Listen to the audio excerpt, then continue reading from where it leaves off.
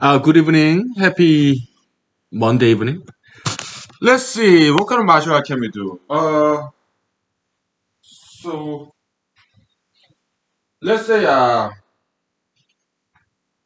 sparring situation or not real world because we don't want any violence, okay? But let's say there is this big bear, sure, whoever your opponent is, somebody very big, okay? Like bears. It's just we are just imagining things, okay? We do not recommend anybody to fight bears because they're just too big, too strong, too fast, right? But let's just write a novel, make a scenario. Let's say we are in a movie. Our opponent is someone very very big, like bear, okay? Yeah, yeah. Like you can jump and right, ha, or just back punch, right? Which is very powerful. Uh, you can back punch and retract, or you can just let it go like that. Okay, yeah, Jackie Chan style. He just he doesn't quite retract. Okay, sometimes with some other martial artists, right? Ah, right, ah, ah, ah, right. So okay, let's take 5 minutes, please. Ah, good exercise. So oh.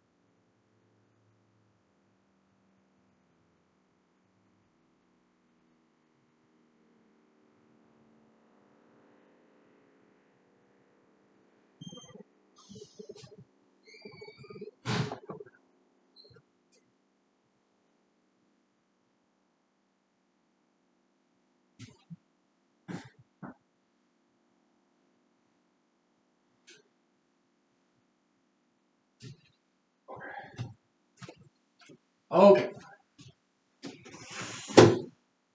Let me grab some beer, please, because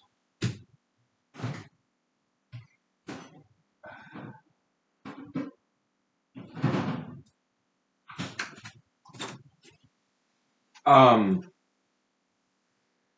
So happy Monday. Happy good evening. Uh. So let's see. Uh. Yeah, I went to park and I did some running. How many miles? I guess less than 1 mile. I don't know. It could be a mile. Huh. Yeah. In the park, kind of woody, very foresty, a lot of trees. So yeah, and uh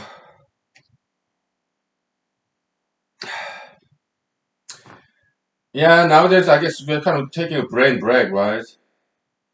'Cause we've been writing quite extensively, so that's great. And uh yeah, happy Monday, everybody, and thank you for your time with me. And uh let's see. So we talked about Know Nothing Party, right? But surprisingly, President George W. Bush Jr. he talked about it uh, maybe like 4 years ago or quite recently because he was concerned about the current direction of Republican Party. Okay,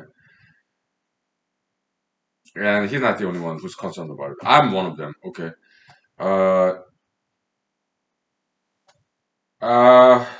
in my opinion, the last decent president of United States was President George W. Bush Jr. and also in Republican side and also Democratic Party side, the last decent president, President Bill Clinton, in my opinion. Okay, and since President Obama, since President Trump, both parties start to go down. In my opinion, ideologically speaking, their soundness. Uh, so it's not their fault though. It's reflection of current generation. Okay, so it's not their fault. We cannot blame President Obama and President Trump for everything that went down. It's just a reflection of this current generation. I think this America. Well, the thing is, BLM, for example. Yeah, they raised a good question. Uh, During the police arrest, people die because they sometimes they resist arrest. Maybe they are a little bit suicidal. Suicide by police. What is it? Basically, it's resisting police arrest effort. So there's term called suicide by police. Okay, so people who resist arrest, maybe they've been to jail, maybe they don't want to go there, maybe they wanted to die a little bit, maybe a little bit suicidal when they resist police. There's one possibility, but uh, it's a problem, and we have solution, and it's not money. Well, it's money. It's this. It's about grant money to pay scientists and engineers so that they invent non-lethal weapons, highly effective non-lethal weapons. It could be this kind of like bear spray, but something very big. Back in the days, DDT style. Shh. Huge amount of bear spray. Okay. Back in the days, DDT, that kind of style, right? Or this, I mean, if you watch a movie, you have this fire kind of hose that spit out the fire, right? Yeah. I don't know what it's called. Yeah. But instead of shooting out fire, they can shoot out the irritants like taser, bear spray style. Alright? So yeah, pay inventors, scientists, engineers so that they develop those non-lethal weapons. Those will be the science solution, engineering solution, technology solution, okay? And when it comes, they trying to like legislation. That's not the right solution. Okay, the solution is grant money to scientists so that they invent or inventors so that they invent non-lethal weapons, highly effective non-lethal weapons. That's the solution. Okay. Yeah. So BLM people ask the right question. So that's why I'm running, okay? Because I'm well educated. I'm independent thinker. I have all the solutions. I'm problem solver. I can solve all those problems. But unless I have political power, those ideas will die with me. Okay, so I'm doing what I can. Yes, to save the world, to solve problems, to save lives. Yeah, I keep on running. And I drank too much yesterday, so I don't feel like drinking. Maybe I'll drink some juice, maybe, instead of alcohol. Right? Let me drink some juice.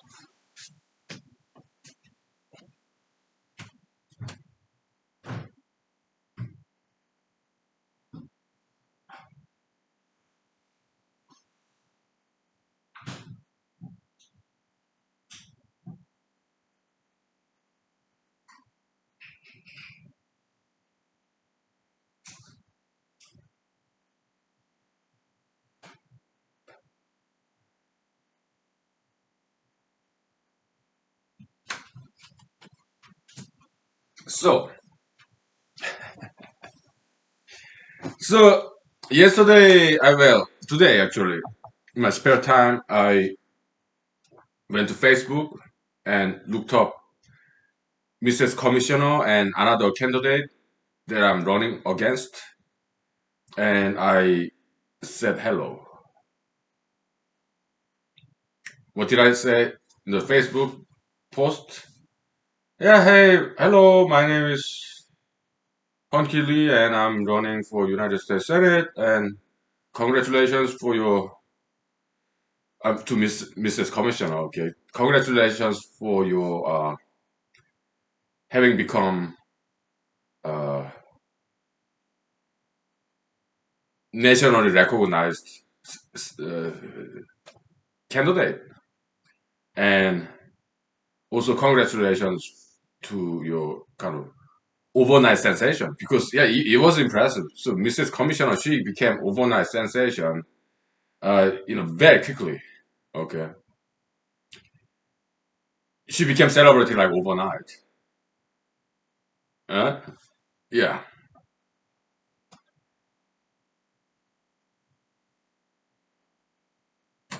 congratulations. And yeah, I thought it'd be nice if I introduce myself to you and as a fellow candidate and best wishes for your campaign, ma'am. Then signature like hunky okay. I know how to be diplomatic like this, okay. So yeah, I wrote that to Mrs. Commissioner's Facebook site and also same wording to another candidate whom I kind of know. We kind of know each other, okay. The social media, we never met face to face in person, but another candidate is a gentleman. Uh, we kind of know each other, okay, through Facebook or some other social websites, okay. So in social media, we kind of cross paths, okay. So same wording, okay. So except ma'am instead of ma'am, I said sir because he's guy, okay. So cool guy, I like him, okay. When it comes to Mrs. Commissioner, I like looking her up in the internet. what people say about her, what does she say about her campaign. She is very entertaining figure. She kind of reminds me of President Trump. Okay, controversial and also very interesting, entertaining. Okay, she kind of belongs to that category. Okay, so yeah, she brings some excitement, and she may have a good chance of getting elected next year. And I hope if she gets elected, I hope she does the right thing. But so far, it does not look very good. Okay, so every time I look her up, I find something that I do not like, but still intriguing. Okay, so what's that part? This pattern of behavior. When she moved from Washington D.C. to Alaska, it's a long drive, and she got big family, a lot of kids, a husband. So uh, Alaska state government paid her moving expenses $81,000, which is kind of understandable because she got big family and from Washington D.C. to Alaska, that is very long distance drive, and so $81,000, $81,000, almost $100,000. Okay, yeah, yeah. So it was in the news because that sound kind of expensive and excessive. Okay, so when they broke the news, she was so quick to point fingers to the moving company. She accused them of like breaking off the contract, being a little bit fraudulent, kind of like hyperbolizing the price, cost. That could be true, but she was very quick to point fingers. Right to the moving company. Now, there was like a couple of years ago, I think even before she declared her candidacy. Okay, it was in the news. Okay, now quite recent CNN news reported that back in the days, she used to support this homosexuality, sexual orientation conversion therapy by some psychologists, okay, or psychiatrists, or maybe some religion-based organizations. This homosexuality conversion therapy, so that they become heterosexual. She supported that organization, okay, and then she recently came out and said, "Well, I do not hold that view anymore." Basically, she's saying uh, her views has changed about the therapy. And when she was asked about this Harvard newspaper article that she wrote, kind of anti-LGBTism, kind of when she was in Harvard Law School, basically she said like homosexuality is not like race or gender; it's a choice and it's unhealthy.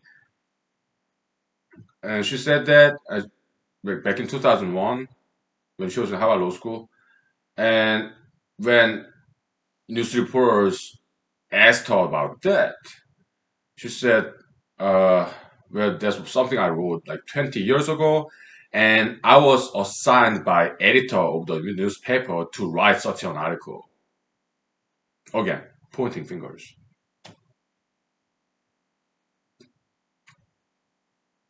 That's something I did not like seeing about her. This pattern of behavior, finger pointing, blaming somebody else, and evading, avoiding responsibility and accountability. And that's a big, big red flag for me as a voter. And I'm also a candidate. So it's a vetting process. A candidate criticizing another candidate is a good thing. It's a good democracy, good democratic process. Why? It's a vetting process. It's a good thing because we want candidate to be better. If they take the criticism well, maybe they'll change. for the better. Or if not, then voters will vote for somebody else. It's a vetting process. Candidates criticizing each other is a good thing. It's a very good democratic practice. Right? So that's what's good about democracy. Because we have freedom of speech, we can criticize each other so that voters would make more informed decisions. Huh? Yeah.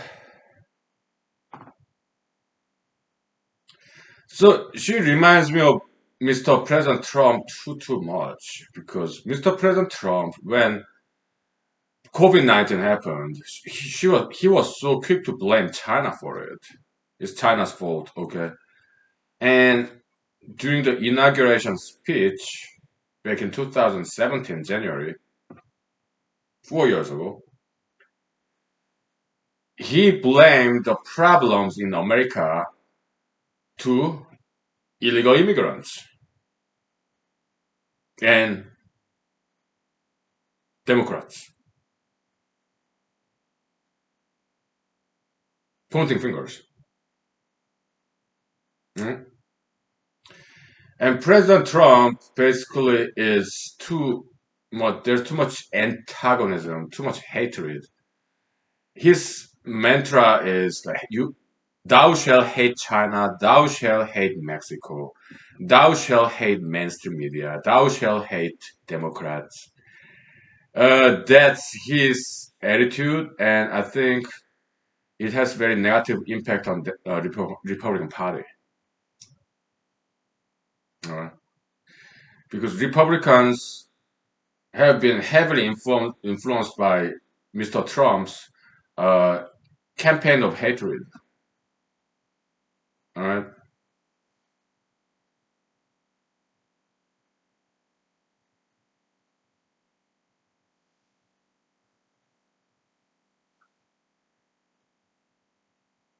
and Mrs. Commissioner is kind of inheriting those bad qualities from her role model, politician, failed one, Mr. President Trump.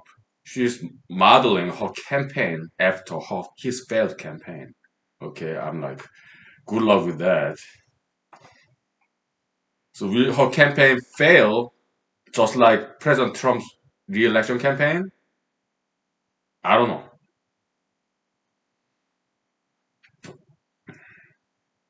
but it does not look very good so far.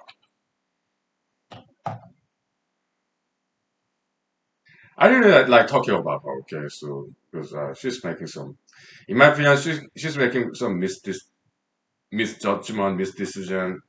Uh, but it's interesting. She is very interesting candidate. I give her that. She's exciting candidate. Very. She got energy, right?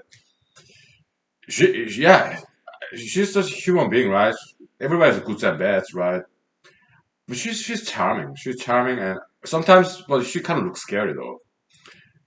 Yeah, sometimes she kind of looks scary, kind of like a little bit predatory animal, kind of like shark, hawk. And cause Senator Lisa Murkowski, she looks scary too. She has this eye like a hawkish eyes. And Mrs. Commissioner, sometimes she looks kind of scary too. Yeah, like something odd, some creepy, something like alienish a little bit, something different. And in my personal opinion, her eyes does not quite give a good impression. Okay. Yeah. Sometimes like too much anger, perhaps some arrogance. Okay. But at the same time, I'm very biased against her because she's my political opponent. Okay. Yeah, I am biased.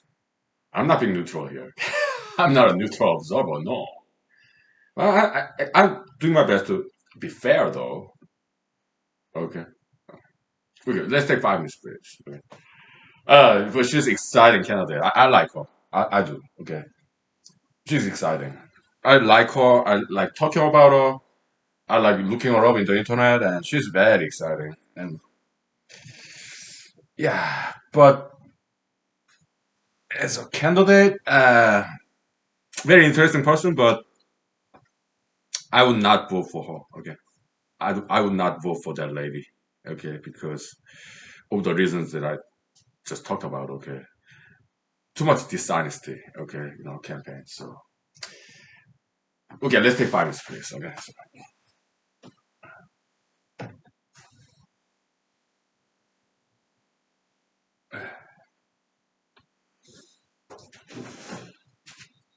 Ah,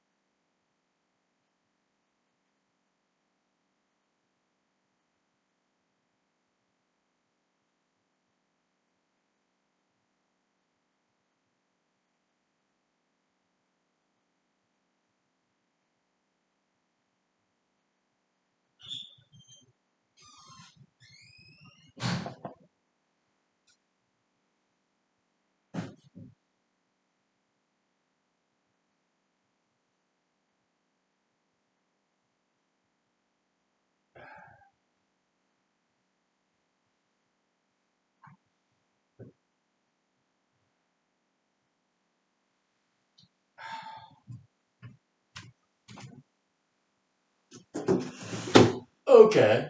It's not too bright, is it? Yeah, we just keep it open like that. It's kind of look nice. So the Mrs. Commissioner, she I guess she's getting awarded for her diligence. I mean, she studied very hard. She went to Harvard Law School, right? And then she used to work for like FTC, Federal Trade Commission, FTC, and like USPS, Inspector General's office, and some Office of Director of National Intelligence or something, and also like United States, like Department of Justice, okay, something like that, okay. Yeah, impressive resume. So and she was commissioner of department, the department head of Department of Administration, which is very important governmental branch.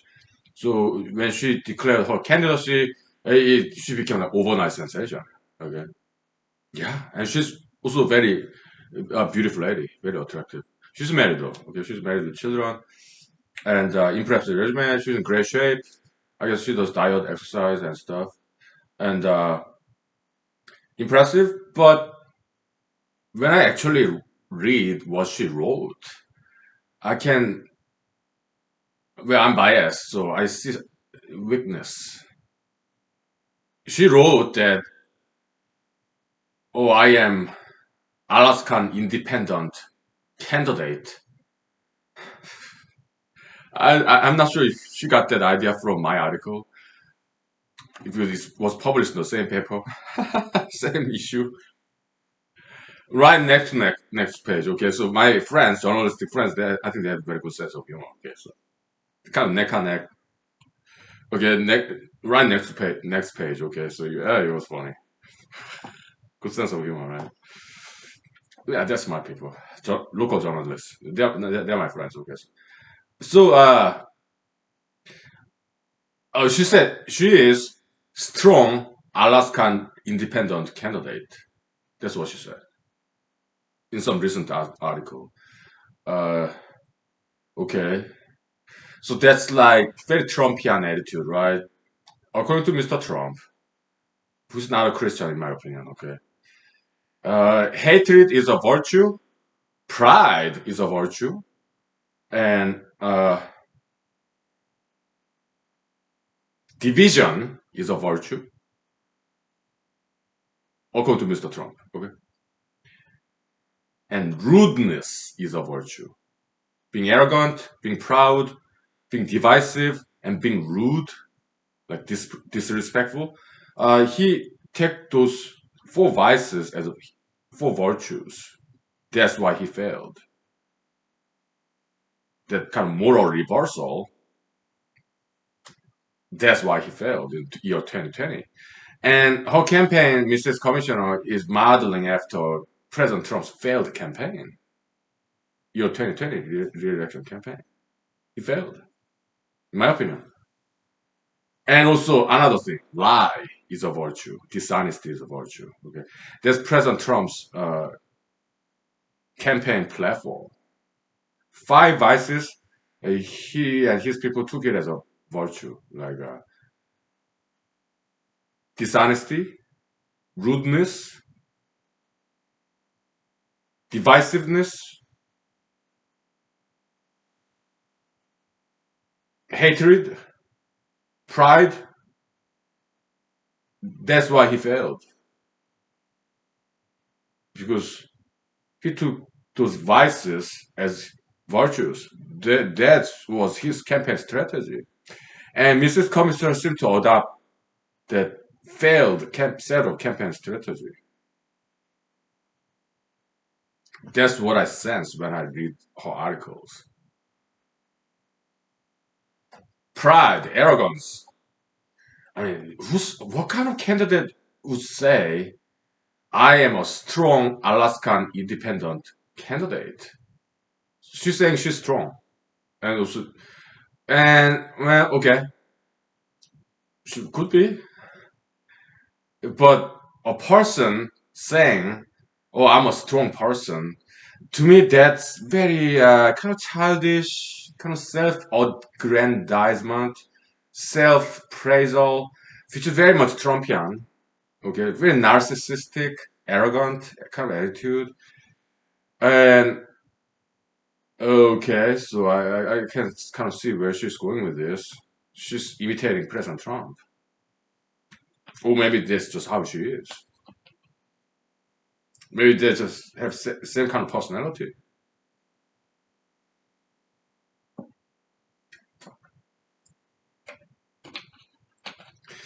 So to me, that kind of self-praise, self-aggrandizement is it tells me that she's immature and she's not very mature person. Okay, it's very Trumpian attitude, right? Very childish,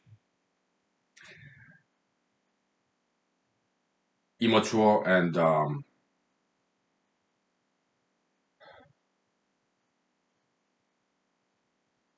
yeah. And she said she's independent candidate.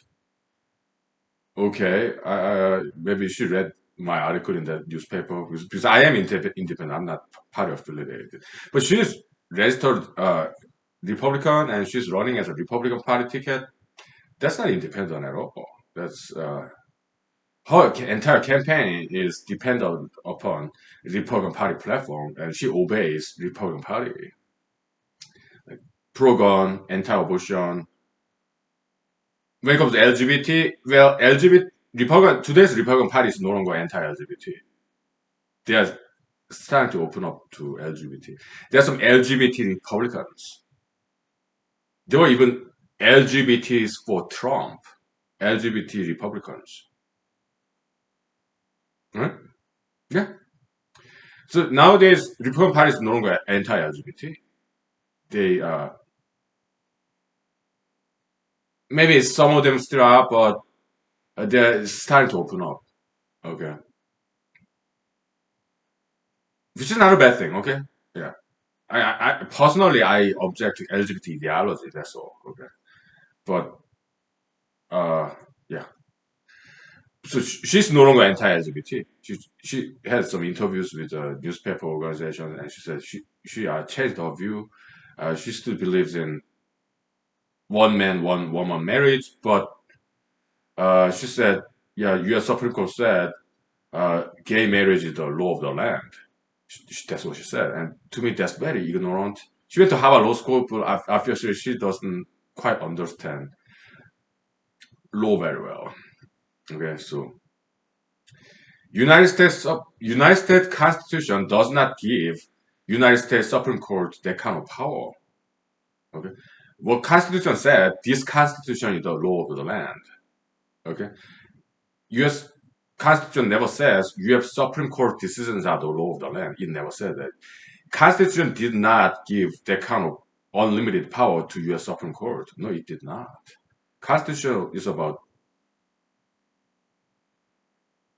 anti-concentration of power. So three co-equal branches: executive, legislative first, Article 1. Article 2, uh, executive. Article 3, that's judiciary. Right? So U.S. Supreme Court is not supposed to have that kind of unlimited power to declare what would be the law of the land. No, that's what's called judicial review doctrine by Justice John Marshall. He was a Federalist. Yeah, court packing. When Federalist President John Adams left White House, he was one-term president, by the way. He packed federal court with all the Federalist loyalist judges, justices, and John Marshall was one of them.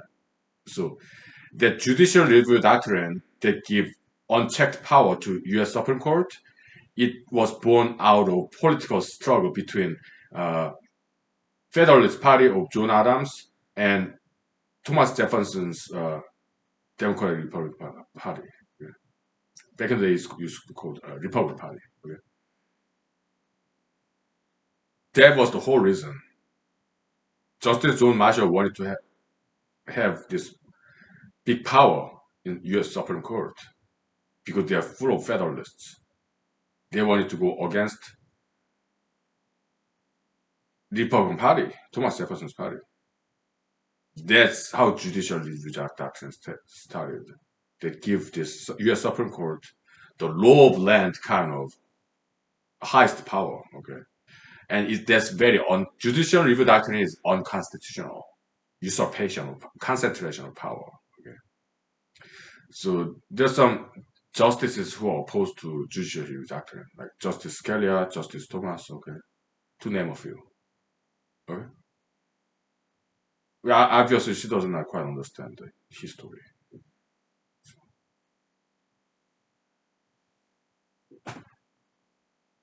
Yeah,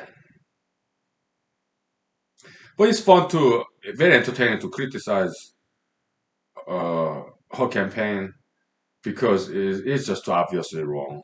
Okay, and I think what her campaign represents is the Republican Party going in the wrong direction after President Trump. I think that's what her campaign represents, which is concerning because she has a good chance of winning. Okay. that is concerning to me. And so I pray for her and her campaign so that, but uh, it is concerning.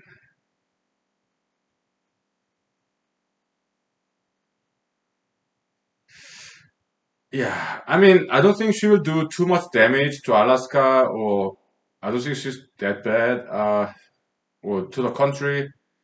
It's just that she's just one of those Republican politicians, some of them, who just play politics games as opposed to solving real world problems.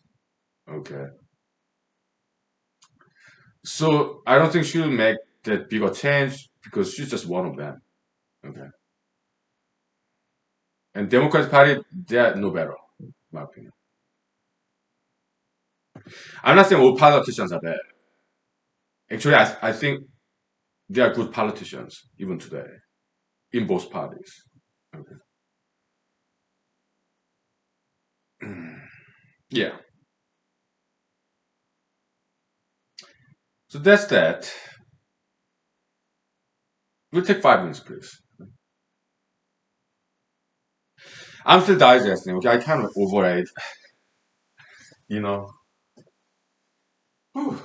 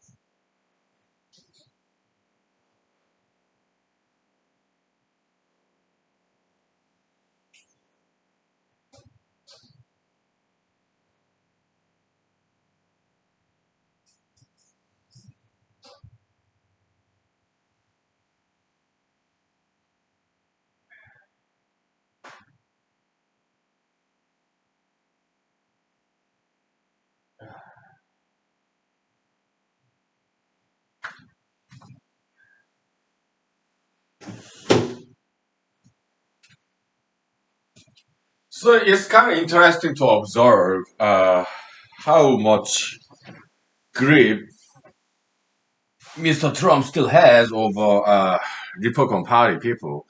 It's very interesting phenomenon. Okay, it's kind of like ideological possession, right?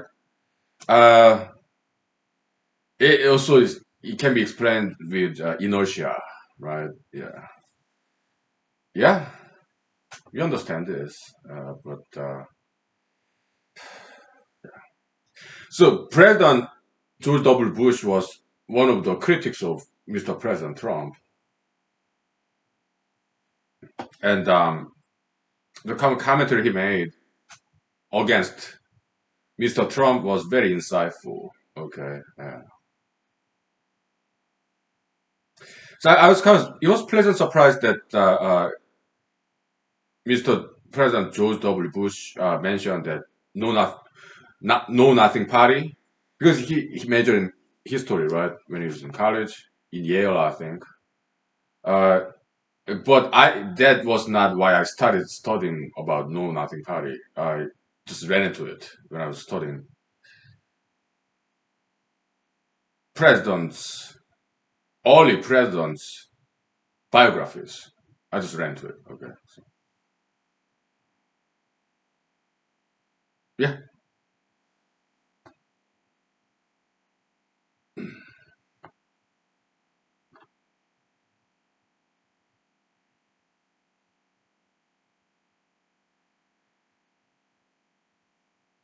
Yeah. I mean, when it comes to supporters of Mr. Trump, it is their political freedom. Okay. But as a candidate, as a politician, if they are still supporting Mr. Trump, that to me is a red flag and it's concerning. Okay. Because they're not, I mean, it was obvious that Mr. Trump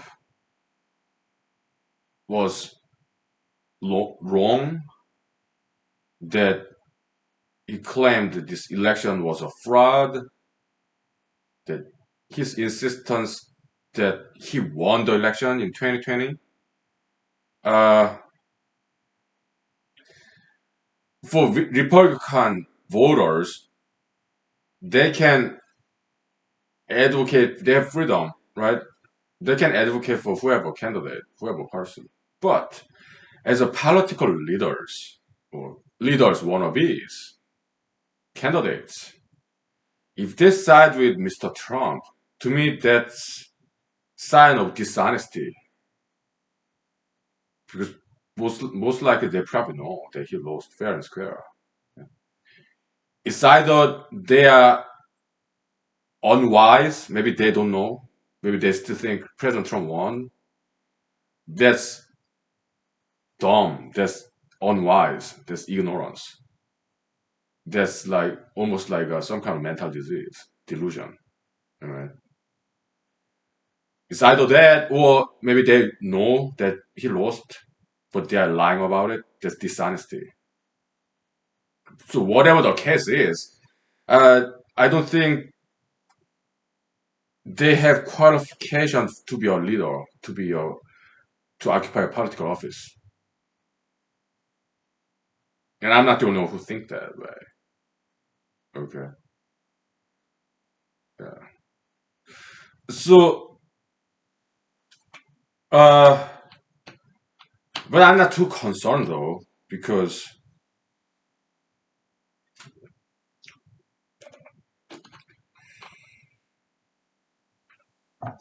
it will take time for people to realize one ideology, although it may be mainstream for a couple of years,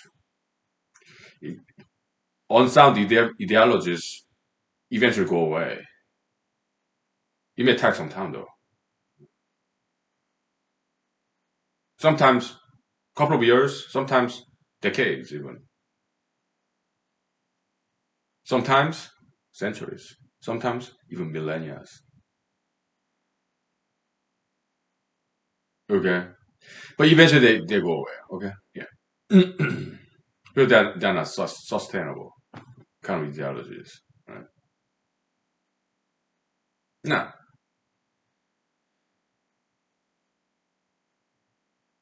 yeah, So Mrs. Commissioner saying she's strong. Well, and she says she's independent. She heavily depend upon the Republican Party. Okay, so that kind of dependency on political machinery, Republican Party, which is is not a bad thing. But after January 6th, after Republican Party still support Mr. Trump, and she's depending on that kind of Republican Party, which was not the Republican Party during George W. Bush era. Okay, if she's depending upon this kind of Republican Party in year 2021, uh, to me that's her weakness, the evidence of her weakness. Okay, and also her, I'm questioning her moral integrity actually. Okay, yes, her character. Okay, because that's very questionable decision that she made to side with Mr. Trump after January 6th happened. So that's, I mean, voters, they can support whoever they want, okay? But as a candidate, as a political leaders, potential leaders, okay? They should be leading, not being led. They should be trendsetters. They should be leading.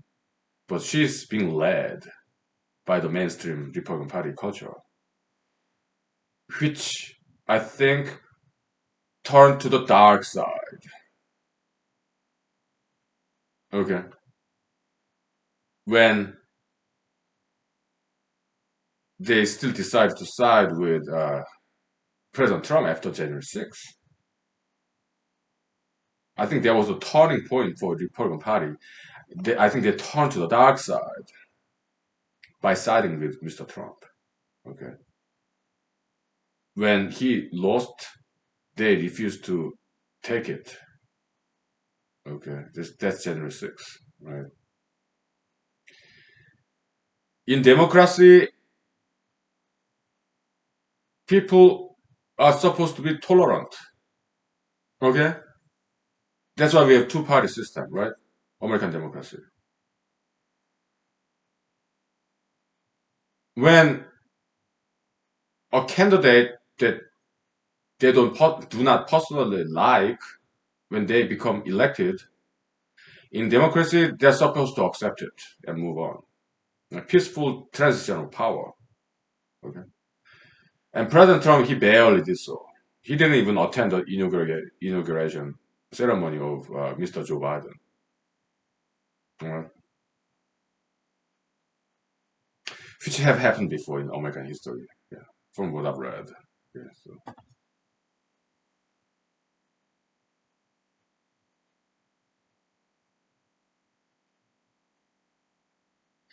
so President Trump's attitude was very counter to the spirit of democracy. Okay. Yeah. I guess some Republicans still admire Mr. Trump of his fighting spirit, which is understandable. Okay.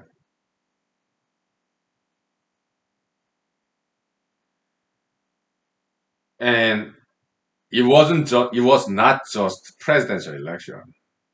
Down in Georgia, they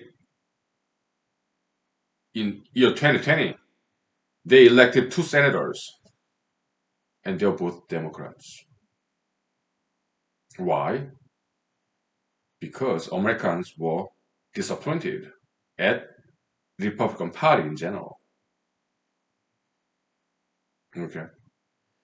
And so there was kind of concern of some people like Mr. George W. Bush, myself, and some others that if Republican Party just keep insisting that President Trump won in 2020, if they keep insisting that, uh, I think they might start to lose some votes.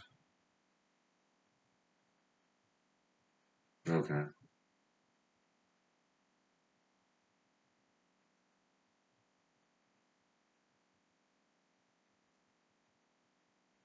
They lost me, for example. I'm no longer registered Republican.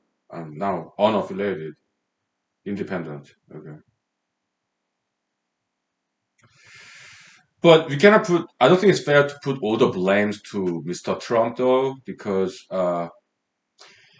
he did play a big role in this downturn of Republican Party. Uh, but he's kind of representing this generation. Okay. Republican Party is supposed to be about traditional virtues, values, morality, ethics, but that's no longer what they're advocating for. All right.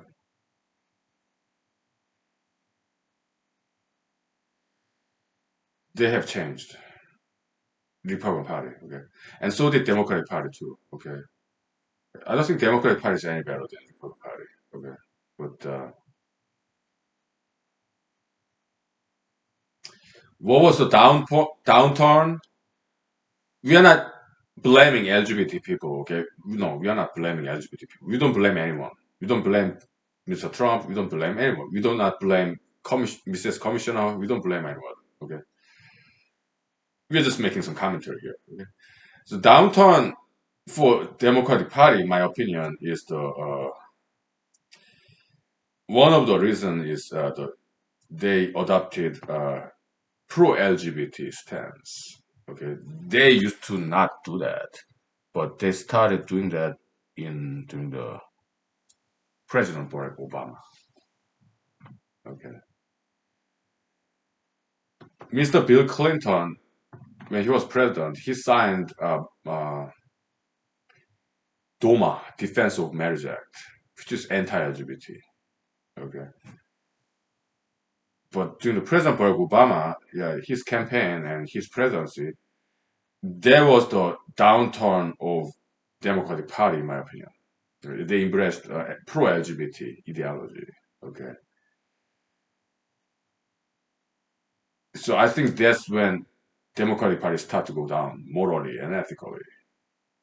Okay, then Republican Party followed the suit. They start to go down morally, ethically when they embraced post January 6th pro-Trumpism.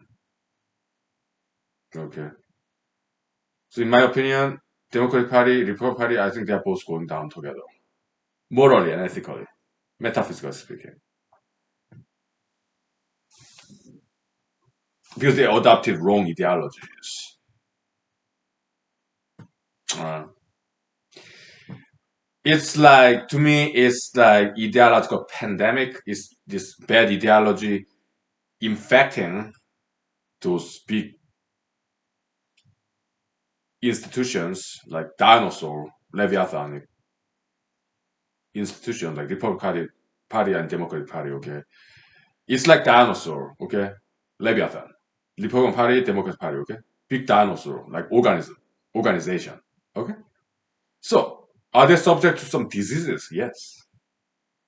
So what are those pathogens that infect big organizations? Those are the bad ideologies. They are the pathogens. Yeah, metaphysical pathogens.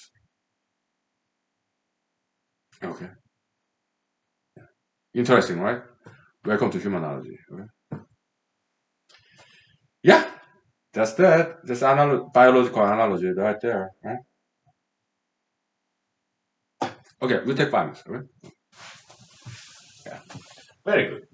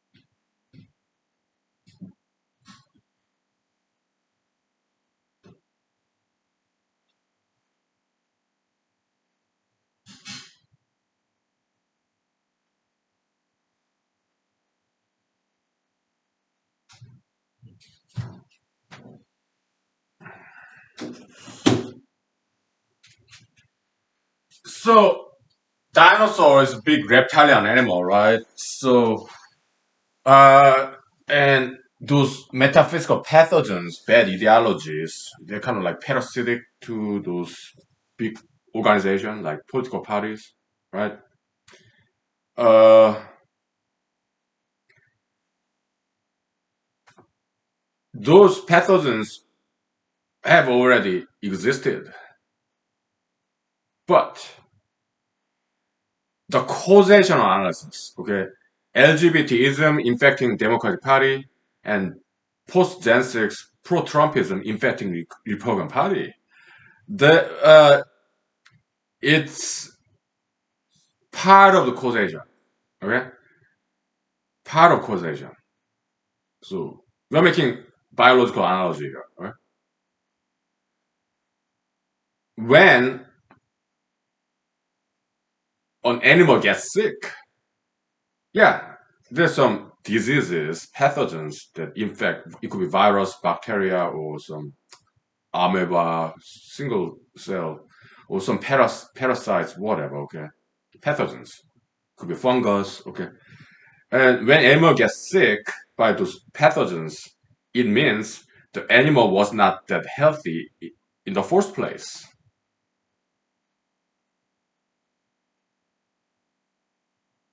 Because if animal is healthy, it will not get sick because its immune system can fend off those pathogens like white blood cells, macrophages. So, an animal getting sick, it means that animal was not healthy in the first place. So it was subject to pathogens. So, Democratic Party and Republican Party being infected with these bad ideologies, ideological pathogens, it's because they were not healthy in the first place. All right. So then, why they were not healthy? Were they weak? Because life has become so easy. Technological renovation. Okay, that's why they got sick. They got weak, and a weak animal cannot resist pathogens.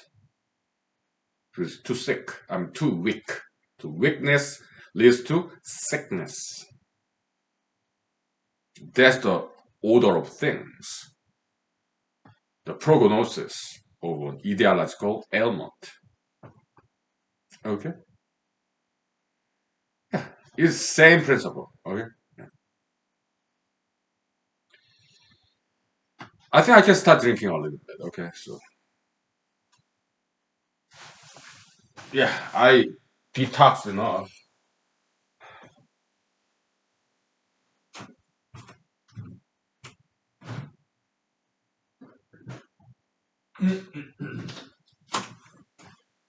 Yeah,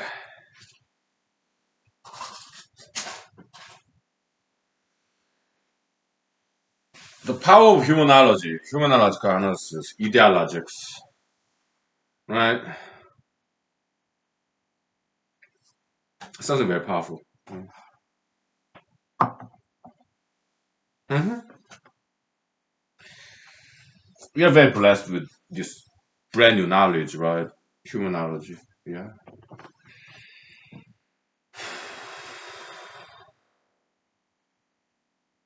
What else?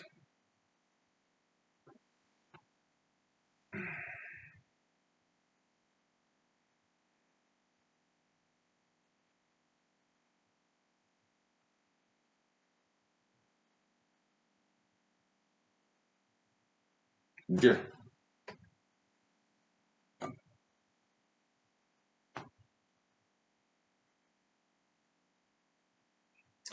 I guess we can talk about vaccine, right? Yeah, I'm kind of anti-vaxxer myself, but my employers, bosses, they did not give me any choice, so I took it. Okay, because when I was in the U.S. Army, we had to take vaccines. Okay, yeah, I did. No big deal. Okay. In a couple of weeks, I will get second shot. Okay. So they say second shot is tougher. Huh? First shot, it was just sore with intramuscle injection. It was sore like for a couple of days. It's kind of wound injury kind of okay needle, but the shot itself was not painful at all. Okay. It's a minor thing really. Okay. And so I did not go to gym for about a week so that muscle would heal. Okay. And I did go to the gym like last week though. Yeah.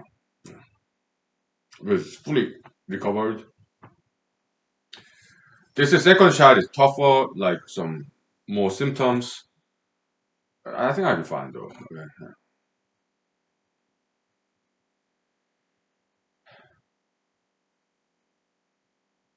Yeah. Yeah. I'm an anti-vaxxer myself, and but I just obey. Okay. It's no big deal in my opinion. Okay. Yeah. I just don't think it's necessary to take vaccines at all. Okay. But most likely everybody is already exposed to COVID-19. Okay. So it, because it's like molecular uh, dispersion. Right? You drop ink to water, it spreads, right? Yeah. That's how pathogens travel, okay? So most likely everybody on Earth is already exposed to COVID-19. Okay. So if they have not been sick, it means they developed already immunity. Okay. So that's why, in my opinion, yeah, vaccine is just not necessary. Okay? Yeah. People who would get sick have gotten sick anyway already. Okay. So in my opinion, yeah, COVID-19 is everybody's already exposed. So if they have never gotten sick or they got better, then they have immunity already. Okay. So that's why I think vaccine is not necessary at all. But uh, people in the world, they are not educated in science. Not all of them. Okay? Even if they have, they're too busy to think about that issue. Okay. So they just follow recommendations. Okay. Which is understandable. They're busy.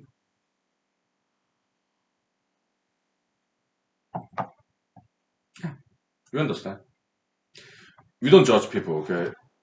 We just observe and describe. We don't judge people.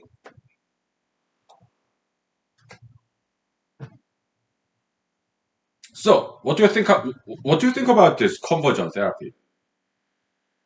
This nowadays some states make made it illegal. Uh,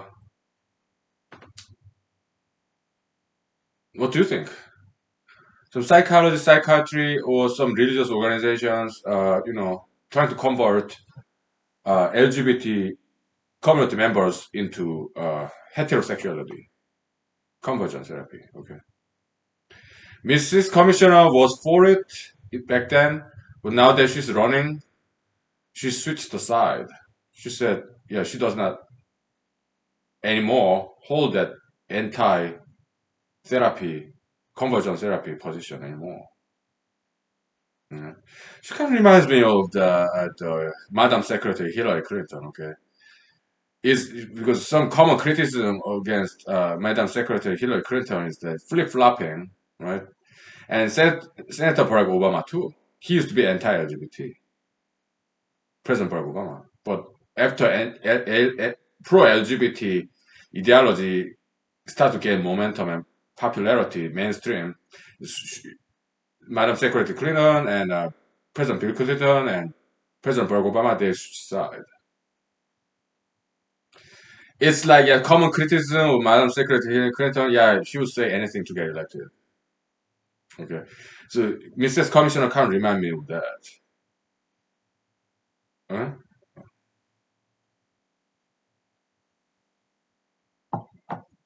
So conversion therapy, I don't think it should be illegal. I think that service should exist.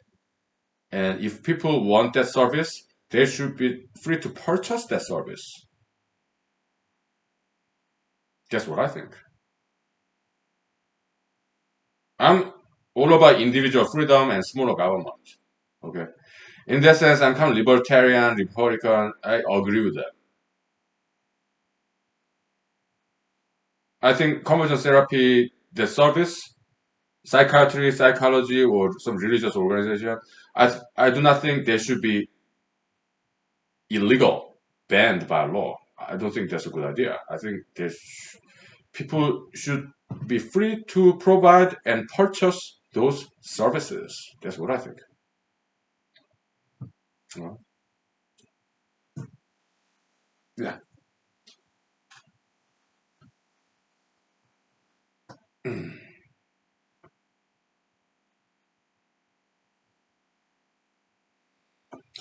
But what she wrote back in Harvard law days, 2001, okay, that she wrote in newspaper in Harvard law that homosexuality is a choice. It's not like gender or race. Do I agree with that? What do you think? Do you think homosexuality is a choice? Or is it something people are born with? Like born again LGBT or LGBT Bibles, like I was born this way, like Lady Gaga, right? She was no scientist though. She was an activist. She's nothing bad, okay? Yeah, in itself, she's a singer, she's an activist. So what? Nothing wrong with there. It's just that, in my opinion, she sided with the wrong ideology. Okay, in my opinion, she was on the wrong side. That's what I think. Okay? But nobody's perfect. Okay, so we take 5 minutes break. Okay, and then we talk about that. Okay, is it inborn trait, or is it acquired trait, or is it a choice? Which is which? Okay, homosexuality. Okay, let's talk about that, huh? Huh? Okay.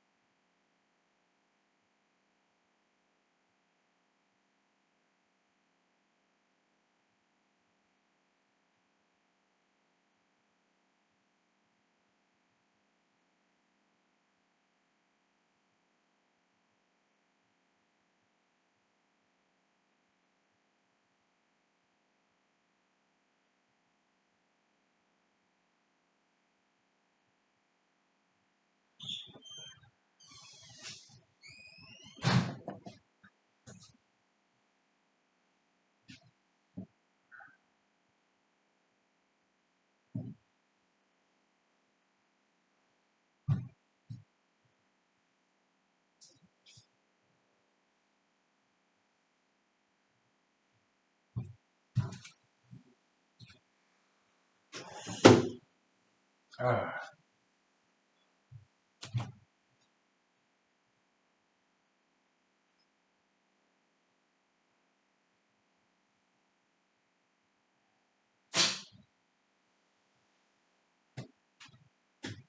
Yeah, it's kind of getting a little bit chilly. So,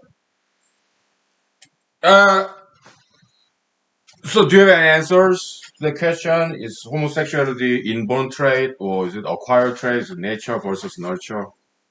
Yeah, psychology, they have some valid concepts. Okay, we do appreciate that. I mean, just like any science, it's not perfect science. There's some good theories, bad theories. Just like some mathematics, some physics even contain some bad theories. Okay, like in mathematics, Dirac's delta function, that's a bad concept. Okay, it's wrong theory. Okay, what they were thinking.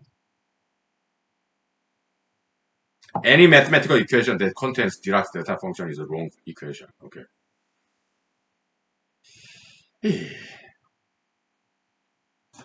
Even physicists make big errors, like Albert Einstein's special and general relativity theories.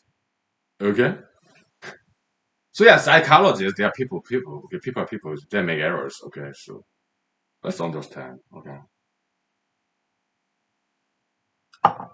Anyway, but they have some valid concepts in psychology. Okay, I appreciate that. Okay? Like positive, negative reinforcement. The naming, the terminology is kind of awkward because we humans are we are not machines. Okay, and we are not animals either. We are more than that. Okay, so treating human beings like animals, machinery, that's awkward. Okay, so in humanology we call it dualism, yeah, manipulism, pluminosism. Okay, which is better terminology in my opinion. Okay? So, uh, Ms. Lady Gaga's theory was disproven scientifically. Researchers they searched for LGBT gene and they concluded that there's no such thing as LGBT gene. Okay, so the inborn trait LGBT theory, the born this way theory by Ms. Lady Gaga was scientifically disproven. Okay?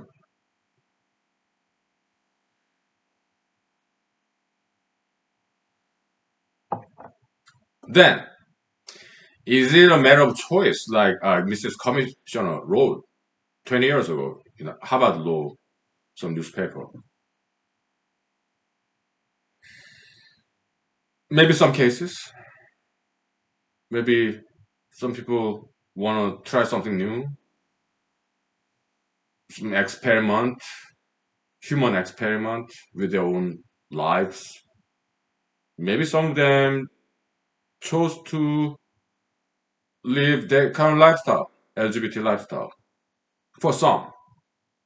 But for others, it could be ideological possession.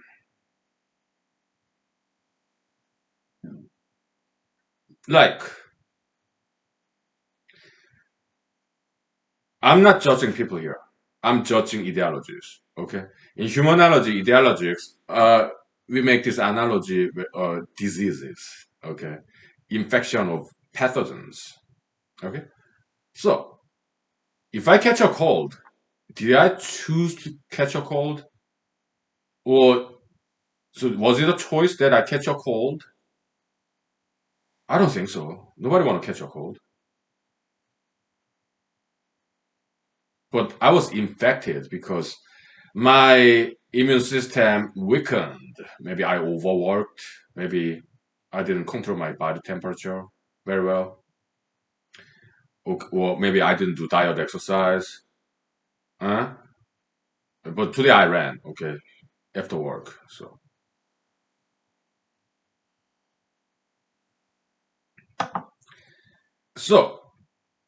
ideological subscription sometimes is a choice. So that's why we call it ideological subscription. You subscribe to this ideology.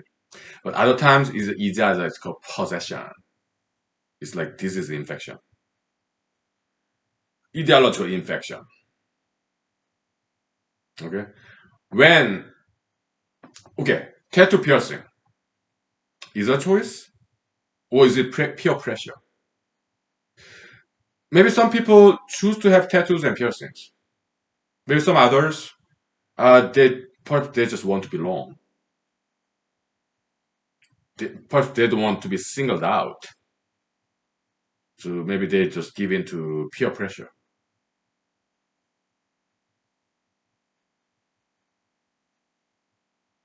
Okay? So that's ideological infection, ideological possession. Okay. In Christian terminology, yeah, it's demonic possession. But it's same concept, but expressed in different languages. Okay.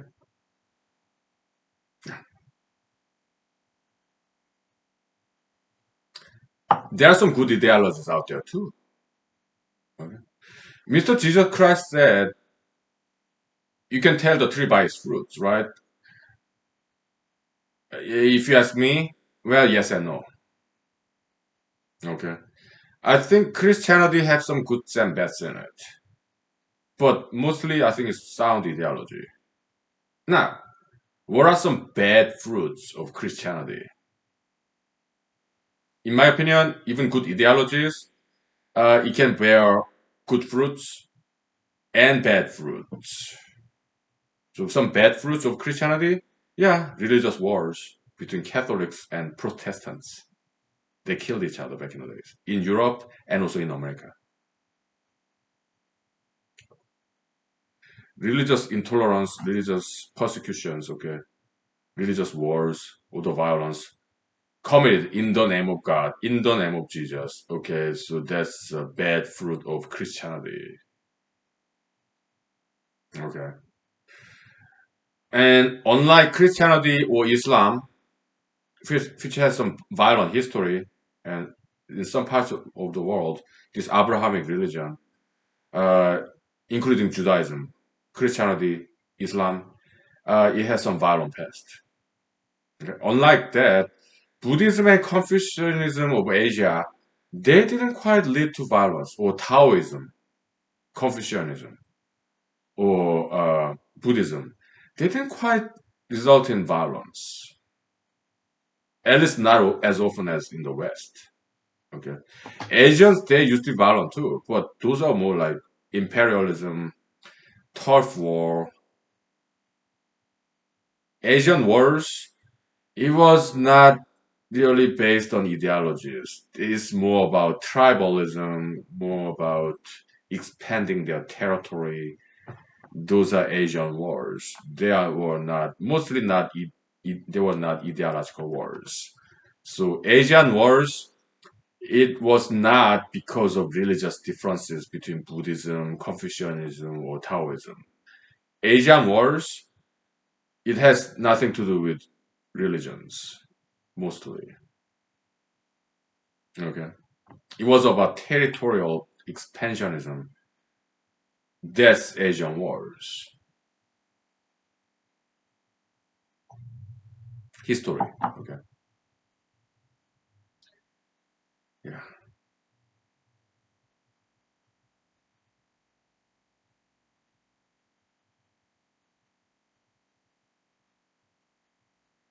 So that's the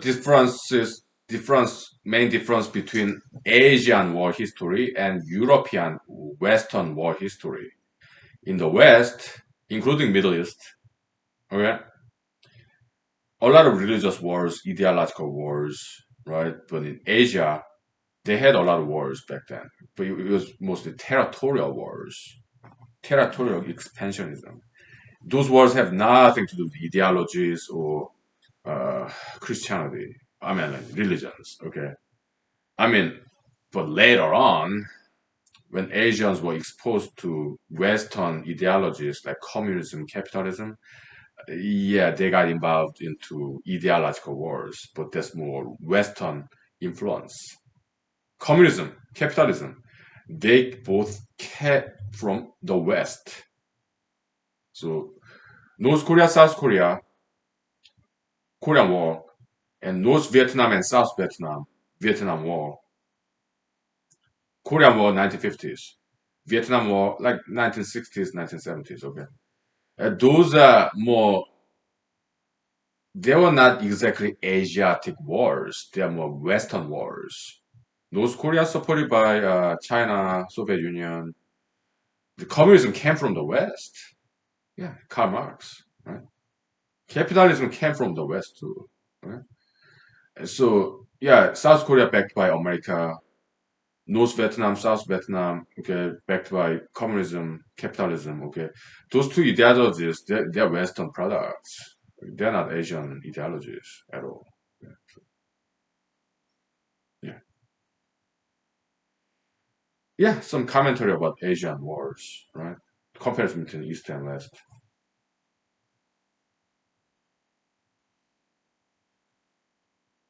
Yeah.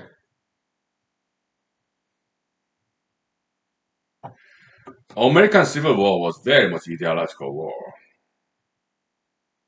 Yeah, it's a pro-slaverism down south and anti-slaverism up north. Okay, Confederates and Yankees.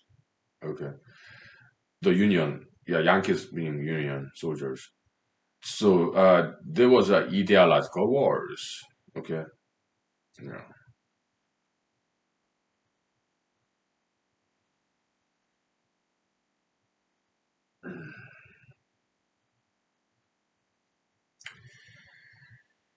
yeah. So unlike America, in Korea, secession happened, division, North and South Korea. Okay. In Vietnam, communist North Vietnam won the war. Okay, despite American backed army, American military backed South Vietnam backed by America, but North Vietnamese somehow they pulled it off. They won the war, Vietnam War. So technically, I mean, on the surface level, yeah, Vietnam is a communist country, okay? But there's no such a thing as communist country, though. Why? Do you think in Vietnam? Do you think they all make the same money? I don't think so. How in North Korea? Do you think they make all the same money? I don't think so. Okay. So there's no such a thing as purely communist country. Okay. You go to Cuba, do you think they make all the same money? You go to Russia, do you think they make same money? You go to China, do you think they make same money? No, no. There are rich people and poor people. So communist ideal has never once realized in its purest form. So Mr. Karl Marx erred. He was wrong. History is the evidence to disprove evidence of Mr. Karl Marx. Okay. All right, let's take 5 minutes, please. Yeah, I ran for like 15, 20 minutes. Okay, maybe well, it's about like 2 mile. Okay, yeah, I'm kind of experiencing some kind of fatigue.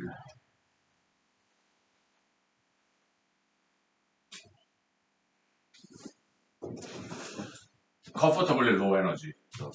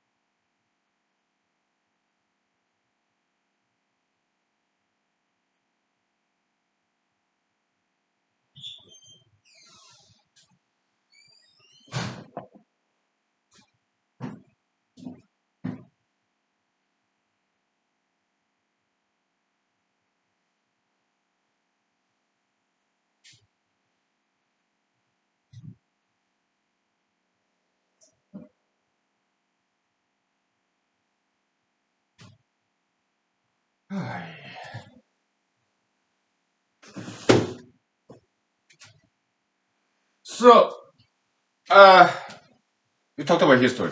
Let's talk about politics again, okay? Uh, Mrs. Commissioner, I mean, she just does this copy and paste job for all these different newspapers, okay? I don't. When I write to newspapers, it's always different. Why? Because I'm full of ideas, okay? And I don't like repeating myself. That's boring. Okay, so her articles tend to be very boring. Okay, it's just same old, same old. Okay, it's too stereotypical. Party affiliated politician. Okay, so she says she's independent. Okay, I don't think so. I think she's too much dependent upon a Republican Party, which is not always a bad thing. But what's bad is her lying about it. Maybe it's not intentional lie. Maybe she does not know. Well, that means she's not a very smart person. Okay, so either way, I don't think she's qualified to be U.S. senator. Okay, it's either she's dishonest or she's just too ignorant. Okay, she's not even knowing herself. Okay, she says she's independent. I don't think so. She's too much dependent upon Republican Party. She's not always a bad thing. What's bad is her not knowing herself, that ignorance, or her dishonesty. If she knows, either way, she's disqualified in my opinion. And she talks about in her newspaper articles, okay, oh, Senator Lisa Oh, Senator Lisa Murkowski. She's been there for too long, like 20 years. And she inherited her office from her daddy, Frank, Senator Frank Murkowski. Yeah, I think that much is true. Yeah, she's been there a very long time, and she did inherit her U.S. senator job from her father when her father, Senator Frank Murkowski, got uh, some kind of appointment job, appointed to, I don't know, some secretary of the United States federal government or something. I don't know. So he gave his job to his daughter, Senator Lisa Murkowski. Okay, and but she got elected at least 3 times. Like if she's been senator for 10 years, Senate that's like 6 years. Okay, U.S. senator tenure. So at least she got reelected time and again, 3 times at least. Okay, so that means Alaskans approved her capability as a senator. And the fact that she served for 20 years, got reelected multiple times, that means she's pretty good at what he does. That's why Alaskans continue to vote for her. Okay. So having been Senate for a very long time does not disqualify her. And her inheriting the senatorial job originally from her father also does not disqualify her because she got reelected at least 3 more times. Okay, so that's not automatic disqualification. Okay, so and Commissioner, Mrs. Commissioner is making the argument to me that is very revealing of her ignorance and shallow thinking. Okay, and lack of intelligence. All right. I'm not making fun of her hair color or her gender, okay, but I don't think she's very smart, okay. Again, I'm not making stereotypical joke about Caucasian female with blonde hair because some of the smartest people I've met, they were Caucasian female with blonde hair, but she's not one of them, okay. I don't think she's very smart. She's diligent, disciplined, I get it. She went to Harvard Law School and some top high-ranking federal governmental positions, okay, which look very good in her resume. It's like golden, right? But just from what I've read in her newspaper articles, I can tell she's just not smart at all. Okay, she's like half smart, not even half smart.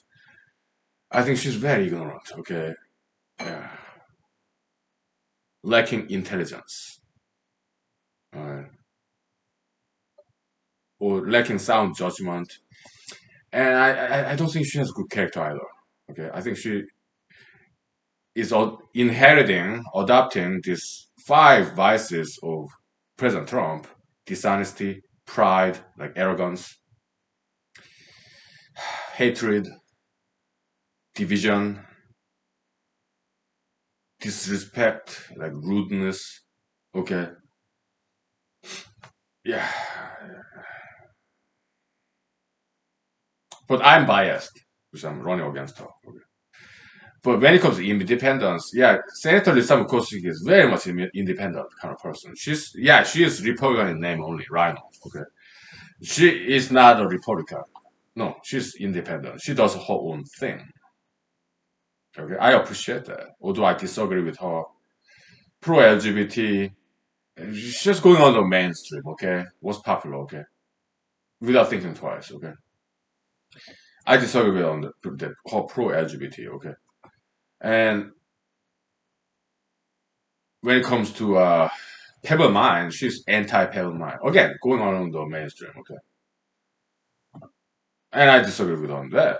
But she is post Gen 6 anti Trumpist, and so am I. Okay? So she voted to convict uh, President Trump. Would I have done so? Yes. Why? To make a record straight. That we understand, okay, he's going out anyway. So what's the point of convicting him? I think, in my opinion, I think it's very important to convict him. Again, it's just slap on the hand. He doesn't go to jail for it. He doesn't have to pay fine. Senatorial conviction, it has no legal consequence whatsoever. It's just setting the record straight. During his tenure as a president of the United States, we are saying what he did in January 6th while he was still president. What he did was wrong. We are making a record.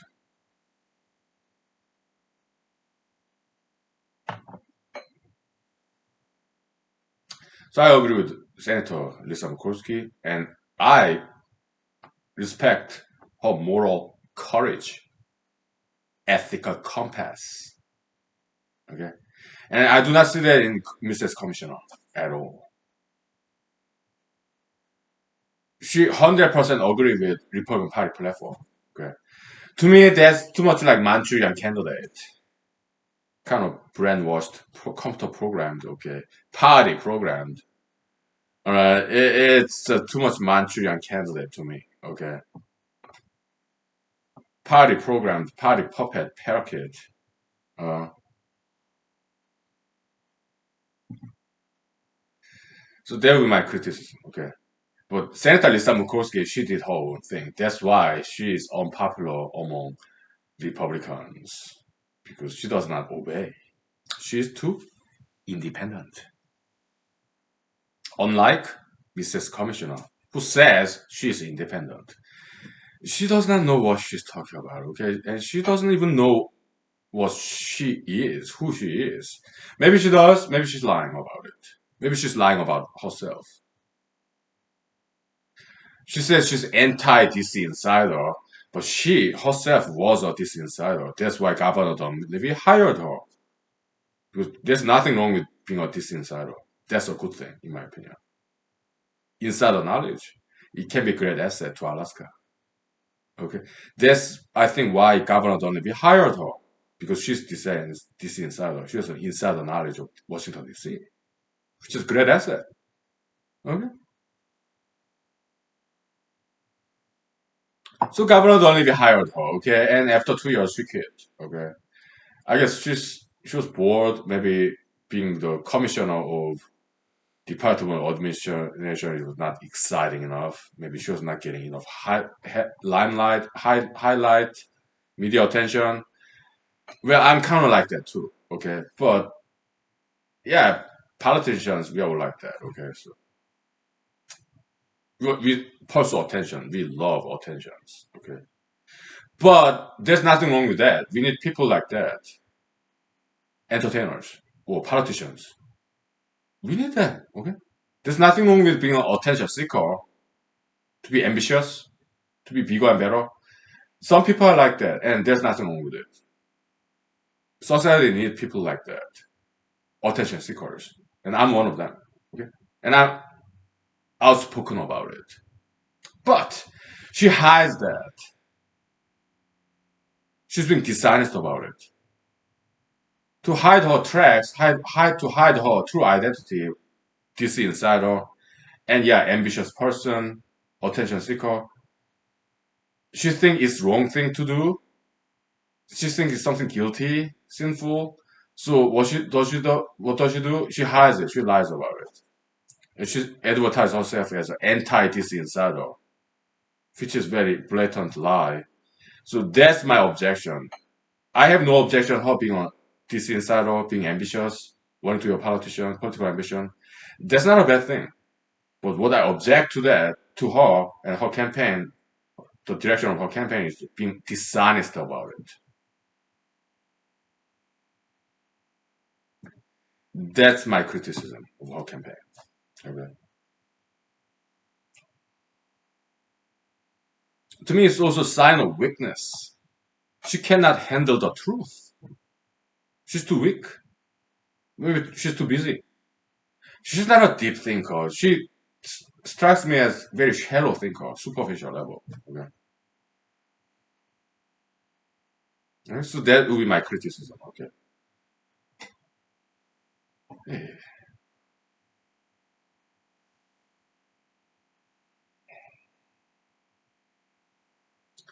Senator Lisa Murkowski, yeah, being an anti-pebble miner, anti-pebble-minist, anti-pebbleist. Okay. That's very going along the mainstream. Okay. Maybe she's too busy. I'm like, busy with what? What's more important? Huh? Busy with what? Senator Lisa Murkowski, anti-pebble mine, anti-pebble. Okay. I have yet to see Commissioner, Mrs. Commissioner talking about pebble mine. I think my guess, she's avoiding the topic. Why? Because it's too controversial. This covers. And that, to me, that shows that she's very weak. She cannot tackle controversy, hard topics. Maybe she's too busy. I'm like, busy with what? What's more important than pebble mine in today's Alaska's politics? Huh? Busy with what? Huh? Pebble mine, to me, that's the single most important issue in Alaskan politics. Why? We are talking about $500 billion worth of gold and copper and molybdenum. Hello?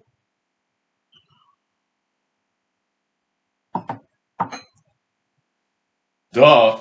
We take 5 minutes, okay? Hey.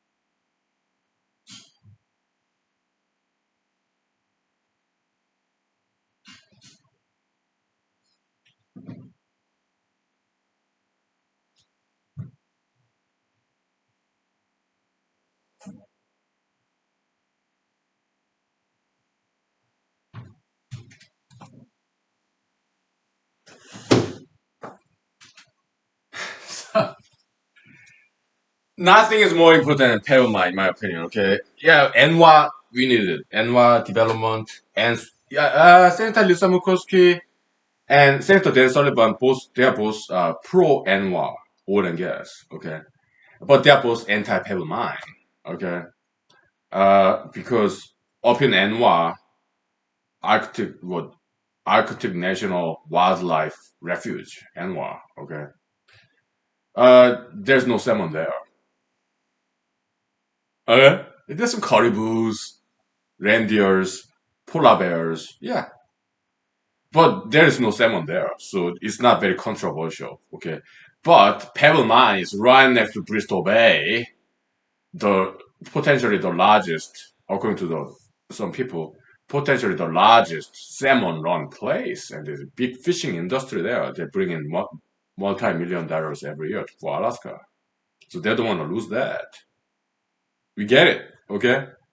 But we have, unlike back in the days, we have technologies. Okay, we have scientists and engineers. We may not have all the solutions.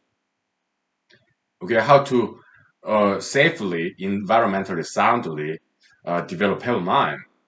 We are not professional scientists, but we got the money. There will be money.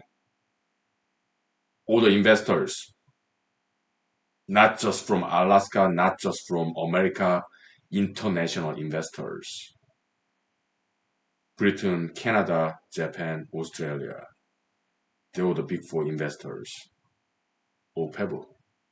Okay, about 10 years ago, they got the money, and in America, we have, or in the world, we have scientists, engineers. Pay them, let them come up with brand new inventions to safely mine gold, copper, and molybdenum because we have advanced technology now. They are the professional scientists. Okay, pay them research grant annually. Hmm? Yeah, environmentalists, activists, bring them in, bring them to the table, let them monitor. Governmental agencies like EPA, USAID, United States Corps of Engineering, uh, EPA Environmental Protection Agency, or NGO, non-governmental organizations, pro-environmental activists, bring them to the table. Let them be part of this project. Let them monitor health of and number of salmon population annually. We work together. We make this work. We bring in scientists. We pay them. We bring environmentalists. We let them monitor. Right? They will do so with their own money. Environmentalists, because they feel very passionate about it. Yeah, yeah. Invite them and bring in. Okay, let them monitor. Okay, because we need them. We need everybody to make this project work. So that's what I would do if I become senator next year. Yeah,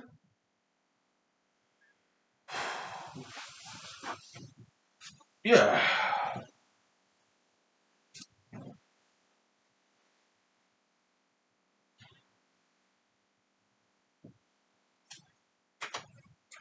To me, politics is too easy, okay? Why? Because after solving all these equations and mathematical problems like calculus, right? Yeah, politics so easy, okay? Because mathematics is so difficult, okay? It's like, it's no brainer, really. It's just connecting the dots, spinning the yarn. It is, after we study mathematics, everything else is so easy, okay? That's the great benefit of mathematical study. It increases, strengthens our brain muscle. Everything else becomes too easy. Okay,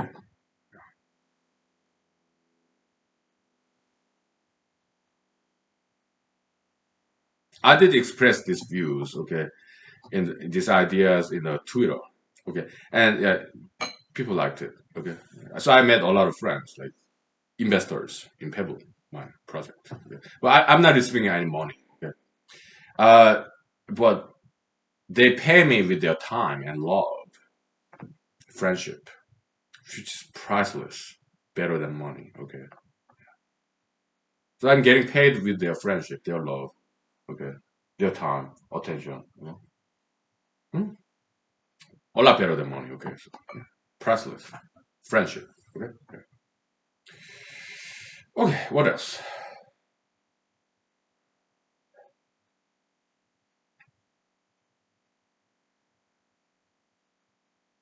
So ranked voting system jungle primaries two folded changes as an experiment in Alaska. Some say it was Senator Lisa Murkowski to enhance her chance of election. Maybe she sponsored this jungle primary concept. Maybe. Okay. Some people speculate that. Okay? Maybe. Maybe. Because she's not popular among Alaskan Republicans. Okay. So yeah. So jungle primary, yeah, primary without any party concern, anybody can vote for primary next year Senate election. Okay? It's very, very interesting. Okay. I kind of like this idea actually. Okay. As a Republican last year, yeah, I opposed it, but now that I'm independent, I kind of grew fond of this idea, jungle primary. Okay. Regardless of party, yeah, you can vote for anybody in the primary next year. Okay. Any candidate, and I will be one of them. Okay. So far, I think that there have been like seven of them. Okay. Most likely by next year, my guess is there will be about 20 candidates, yeah, or even more. You have Mrs. Commissioner, you have Senator Murkowski, and potentially Dr. Agros, potentially Governor Sarah Palin, and me, and one, two, three other gentlemen. So far, potentially eight. Okay. Yeah, I think it will be like this, from what I understand. Okay, so during the primary, they vote for one candidate. Okay, so and then they select top four. The general election, uh, voters rank out of four. Okay, who's your number one pick, number two pick, number three pick, number four pick? That's kind of like fractional voting system a little bit. Yeah, yeah. So that's my understanding. Okay, so jungle primary and then the general election ranked voting system. Okay. Very interesting. Okay, yeah, Alaskans are experimental. Okay, creative, ingenious, right? So I kind of like that idea. Right? So I did advocate for this fractional voting system in the last year of the paper. Okay, and lo and behold, somehow I doubt they read my paper, but maybe some of them did. But yeah, I don't know. Okay, but most likely not. Why? Because last year jungle primary was a proposition ballot measure. Okay, in the general election in November, I think. Okay, and I lost the primary last year's August, and after August, like during the September, I wrote this paper, voters equation, and I advocated for fractional voting system. That was September. Okay, but jungle primary and fractional voting system that was voted for in November. Okay, so I guess it's also about the same time of the publication of my paper. So I doubt they actually read it. People who came up with the fraction, the ranked voting system idea. Okay, I doubt it. Okay, I doubt they read my paper. Maybe they did, but maybe some coincidence. Okay, but it's pretty much the same idea. Fractional voting system and ranked voting system. Yeah, it's ranked voting system is a particular version of fractional voting system, which existed already before I wrote this paper. Okay, I just advocated for it. Hmm? Yeah.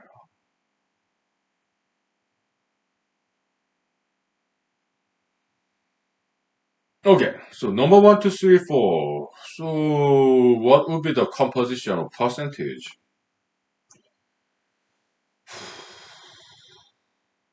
Even distribution 25, 25, 25, 25. Okay, so it'll be as easy as like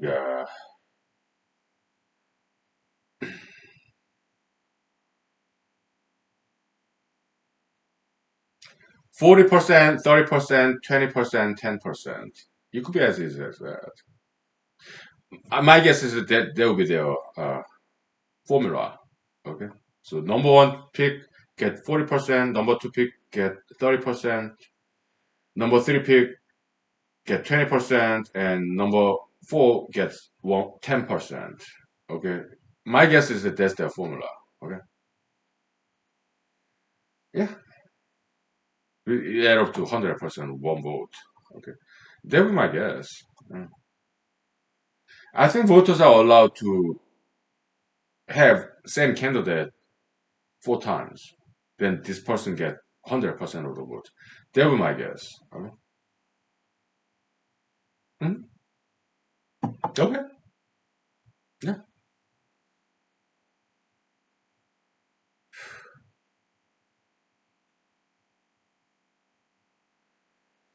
Okay. Let's take 5 minutes, please. Yeah. All right.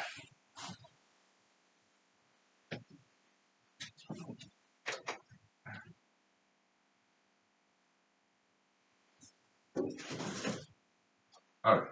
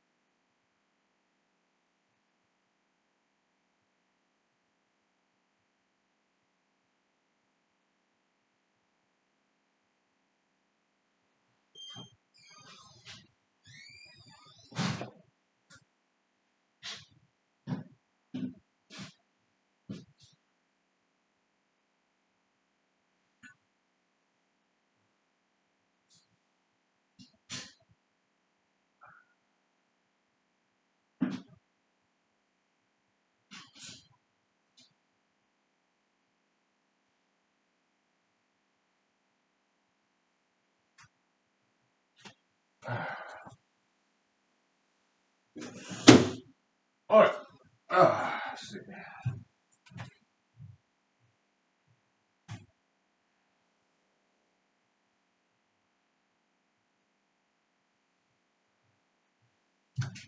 So some funny observation, right? I mean, Mrs. Commissioner, she got all the audience, right? She like CNN write about her, and she got interviews from all these media outlets, right? But she has no idea. She got no knowledge.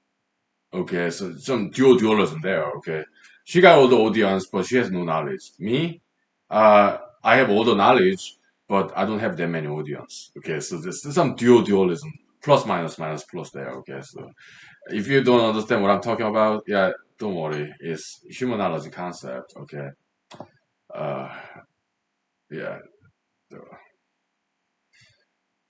But if you have been here for a while, probably you understand what I'm saying. Okay, dualism. Okay, so plus minus minus plus. Okay. So this humanology, I'm an original messenger. Okay, because I learned this from other people. Okay, I'm just synthesizer of knowledge, collector of wisdom. Okay, I'm just original messenger. Okay, who's the originator of humanology? Yeah, we are talking about God. Okay, I'm just a messenger. Okay, just delivery boy. That's what I am. Okay, yeah, yeah. Because in my personal belief, yeah, only God creates. We are just messengers. Prophet, that's different concept. Prophet is somebody who's famous, celebrities. Okay. Yeah, and I'm not celebrity. So I'm not a prophet. Maybe prophet wannabe, but I'm not there yet. But am I a messenger? Yeah, obscure messenger.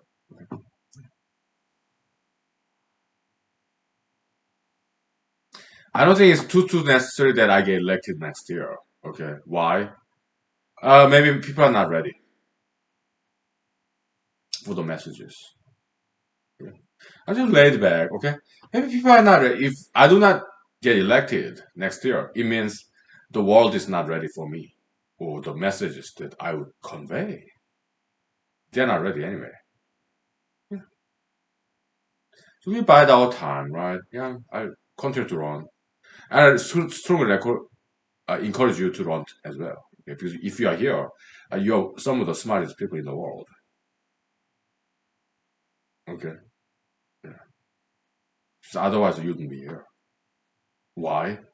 What we talk about here is not very easy to understand or easy to accept. If you are here, you're some of the smartest and strongest people out there. Okay. We talk about very difficult topics to talk about. Okay. Typically, right? They strongly encourage that you run for some public office. Okay? Yeah, yeah, I will keep running. Okay, so who knows? Maybe one day it will happen. But so I called to a couple of weeks, actually a couple of months ago. I called to some radio talk show host, conservative channel. I used to call to them all the time. Like last year when I was running for Alaska Senate Republican primary, because I was Republican back then. Okay. Yeah, conservative radio talk shows in Alaska. Okay. Yeah, they're mostly Republicans. Okay. So yeah, I used to call them all the time. Nowadays, every now and then, and about a couple of months ago, I called to one of them and declared my candidacy and saying that I'm running as an independent this time. Okay.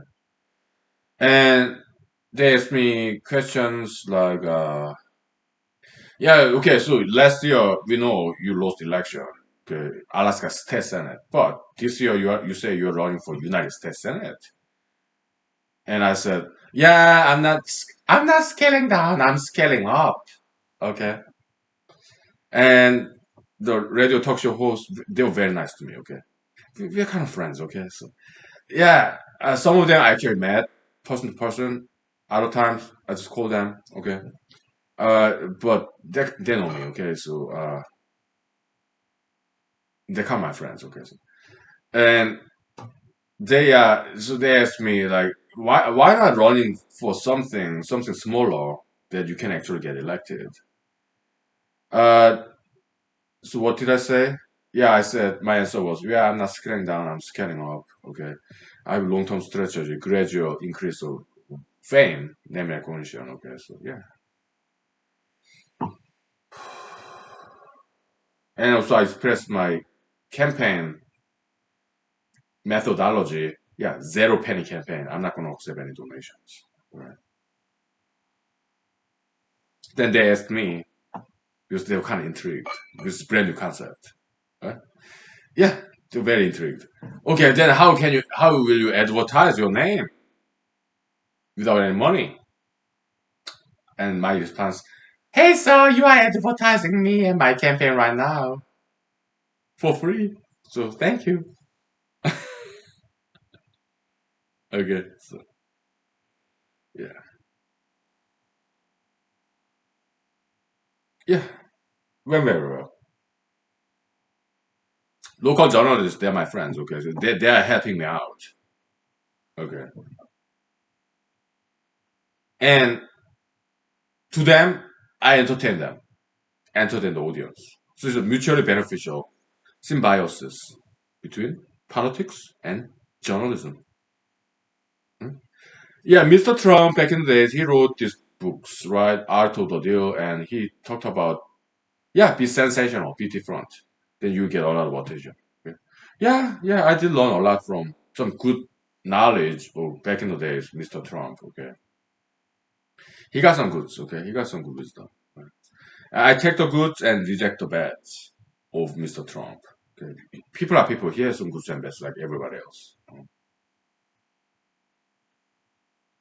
Yeah, in Bible, I accept the goods and I reject the bads. Even in Jesus, I accept the goods and reject the bads. Okay.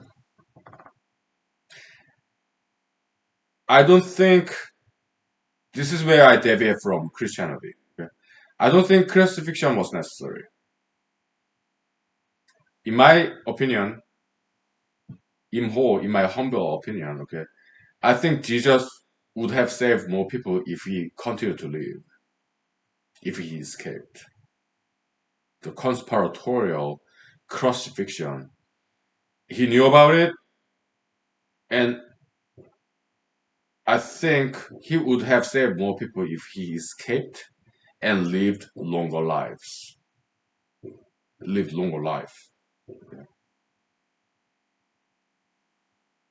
That's what I think. Look, Thomas Jefferson, two-term president, 8 years. After he retired, he established University of Virginia. He continued to serve the public. He sold his books to Library of Congress.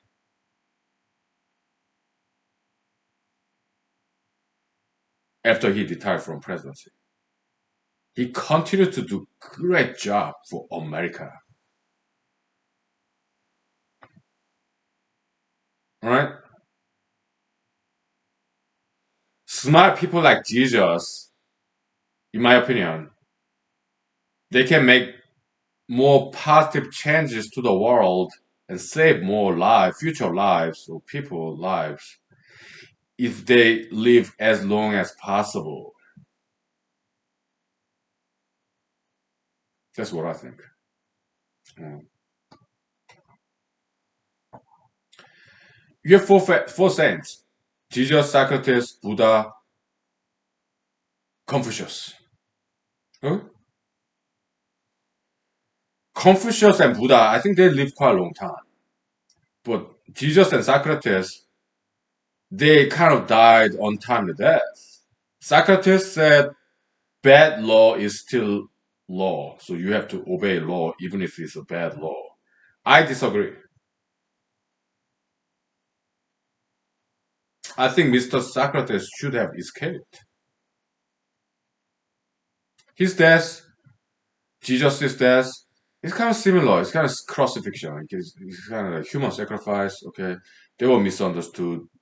People conspired against them. Socrates and Jesus. Okay, they're kind of similar, kind of death. Okay, they're two ahead of their time and times, and but in my opinion, they should have escaped and continue to preach their knowledge and wisdom. I think they could have saved more lives if they had escaped. That's what I think. Yeah. Longevity. Yeah, so diet and exercise. Okay. So how about drinking and smoking cigarette? Well, I don't think they are as bad as what people say they are. Okay. In Sardinia, Italy, they smoke cigarettes and they drink alcohol, and they live very long time. Okinawa, Japan, yeah, they smoke cigarettes and they drink alcohol, and they live very long time. Okay. So anti-tobacco alcoholism, in my opinion, is a bad ideology. That's what I think. Uh,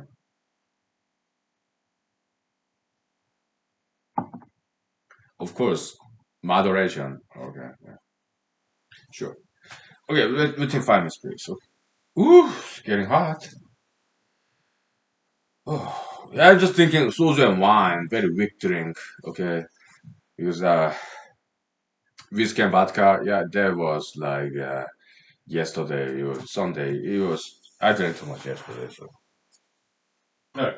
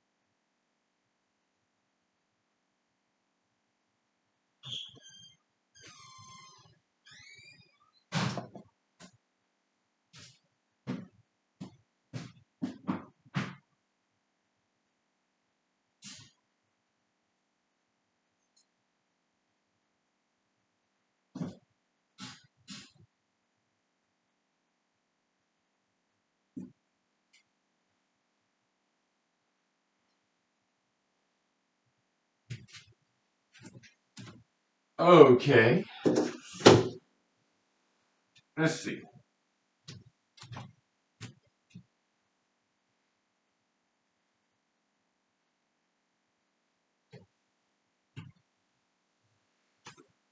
Yeah. So after this episode, maybe I will write another like Pebble 2 cents in the Twitter. Okay, like I'll write like, "Hi, hello, my dear fellow Pebblers. Here's today's Pebble story. Yeah, established politicians and big party supported candidates, they have a lot to lose, so they become risk averse. Me? Yeah, I'm a dark horse candidate. I got nothing to lose, and they say a man who have nothing to lose has no fears, right? Yeah, I'm kind of like that. Okay, I'm a risk taker, and so I'm pro Pablo. Yeah, I say something like that. Okay. They became my friends. Okay, so yeah, I love my friends. We need friends, right? Yeah, friendship very important. So essential element, nutrients to be yeah mentally healthy, spiritually sound. All right. Yeah. We need people, right? Yeah, friends. Thank you for being my friends. Your kind and generous friendship. Greatly appreciated. God bless you. Yeah, so uh I want some whiskey. I want something stronger, okay? Yeah. Yeah. Whiskey and vodka. Let's see here something stronger, huh? Yeah, I'm not quite in the mood of beer, so put it back.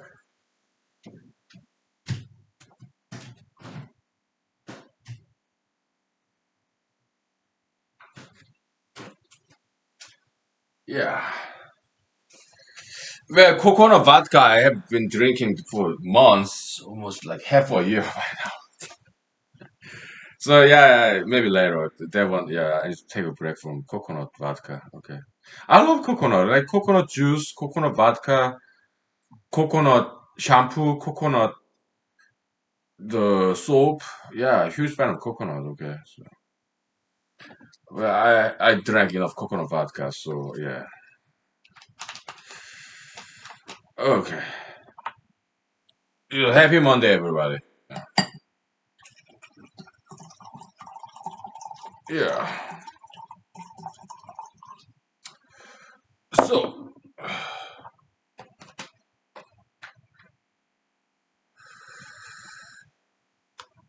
what else?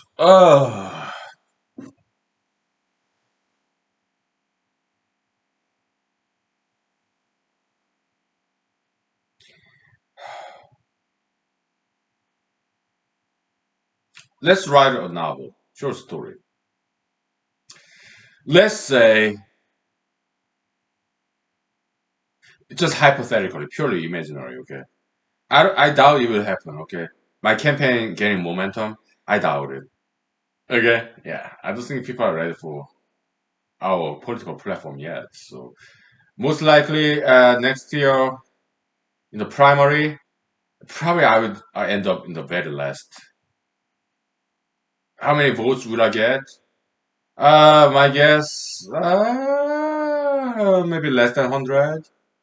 Maybe one, just me, voting for myself. Okay. For statewide, but other than the Valley and Anchorage, I'm not known at all. No, they don't know who I am. Okay, they don't know my name. But my journalist friends, they're helping me out, and some interviews they have about like 3,400 views. Maybe some repeat customers. How many actually different people watched the interviews that I had this year and last year? Last year it was like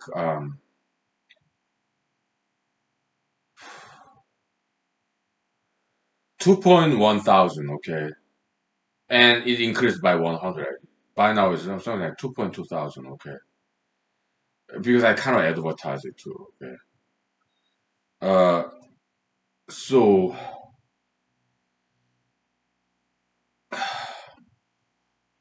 next year, how many people will vote for me? Uh, I have no idea. But last year it was 110 people, my friends, okay, kind and generous friends in the Matsu Valley, okay, this neighborhood. God bless them, and God bless you too. Okay? But God bless you first, okay. Yeah. So, but outside of Valley and Anchorage, how many people know about me? How many people agree with my political party platform? I'm just one person party, okay, one man party, one man campaign, okay. I might get about 300 votes. Most likely, I will end up at the very last place next year. Okay, there will my best guess. But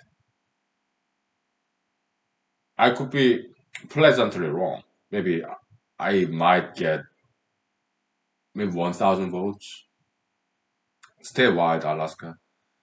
I don't know. Will I be in top four in the primary next year? Not very likely, and I'm okay with that. Okay, because I will pray for elected officials okay, so that they do the right thing for Alaska. I encourage them, invite them to take the ideas from the papers I wrote, newspaper articles, okay, by all means, let them benefit from the knowledge that I learned and present it to the public. By all means, okay. Because if they get elected, I want them to do the right thing for Alaska and America and the world. Okay. So that's why I think even if I never get elected, I think it's still beneficial to Alaska, America, and the world that I keep on running. Why? Because I share my knowledge with the public, including my competing candidates, fellow candidates. So I'm very political and very diplomatic. Okay, I befriend my fellow candidates. I do not see them as my enemies.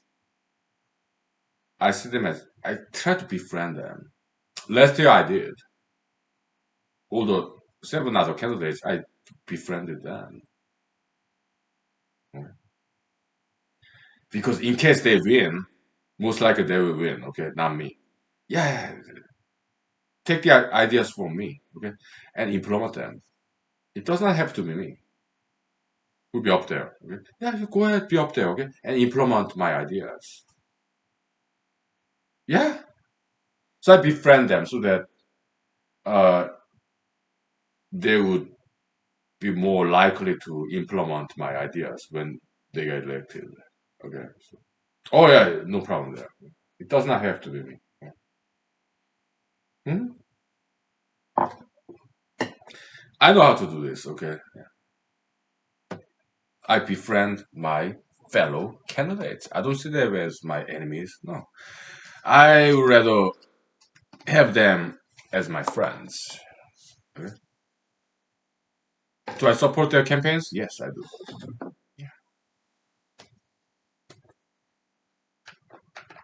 I do. Yeah. Yeah.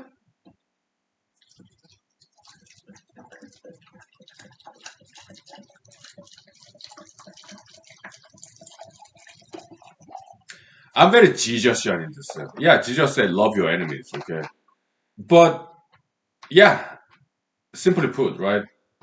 But the way I interpret it is, yeah, love your political opponents, you love your competitors.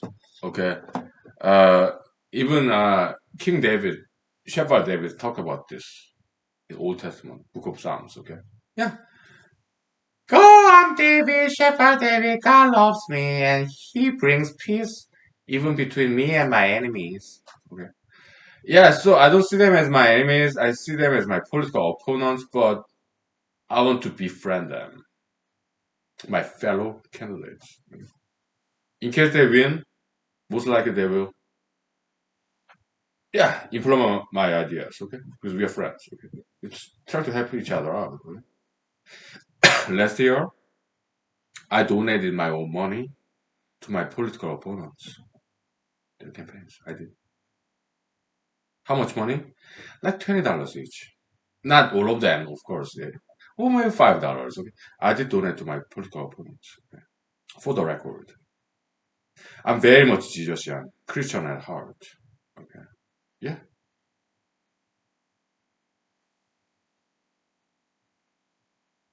I wanted to do that. I even voted for them.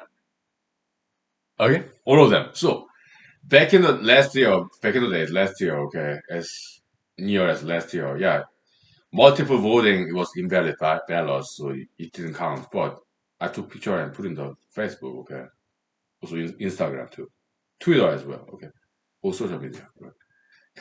Just for the record, okay, I love my fellow candidates. I voted for all of them, and not me. I took a picture and published in the social media, okay.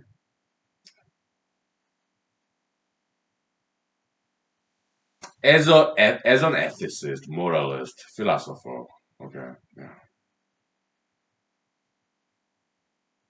I look up to saints, stoics, huh? Yeah, idealist, right? It's about love, right? As a Christian, as a Jesusian, okay, student of Jesus, okay. Yeah.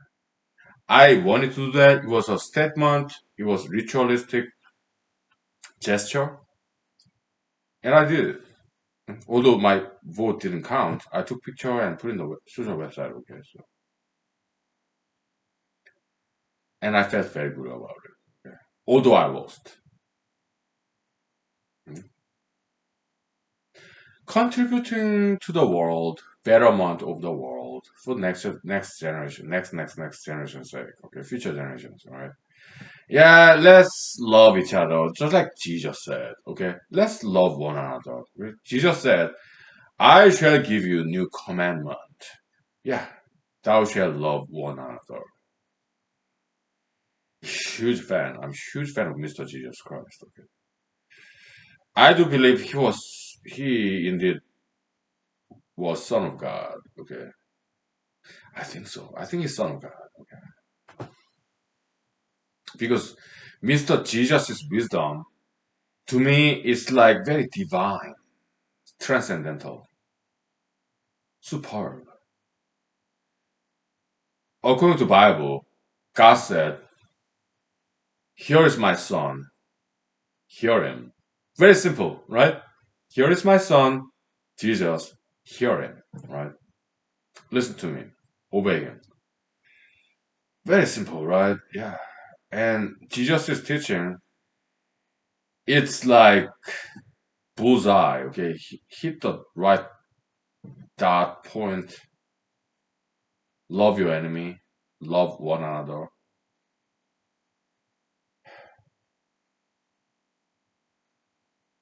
To me, it's the greatest teaching in the world. I do think he is indeed Son of God, Mr. Jesus Christ, okay? I think so.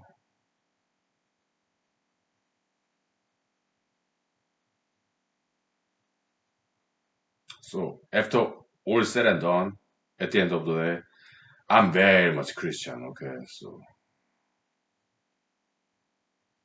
maybe I was brainwashed, indoctrinated, proselytized, okay? Maybe.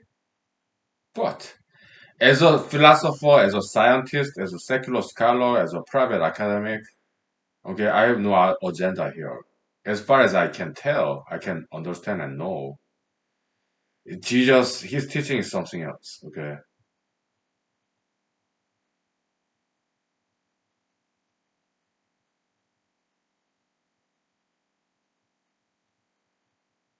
It's the best teaching I've ever seen. And I studied many different religions, okay? But Jesus is something else, okay? Yeah. I'm his number one fan, all right? Yeah.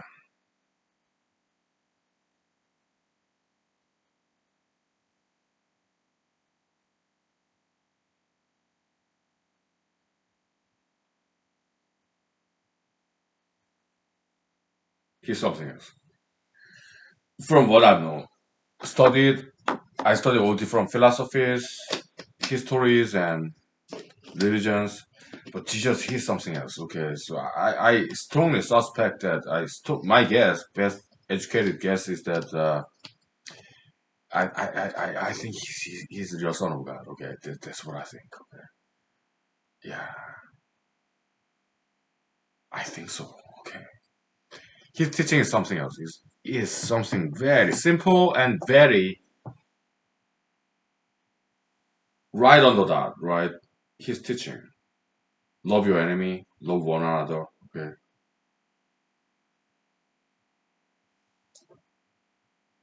I do believe his teaching, his lessons is the key to human salvation. So, do I believe Jesus is the savior of humanity? I do believe that. I think Jesus and teachings, ethics, morality is key to human salvation.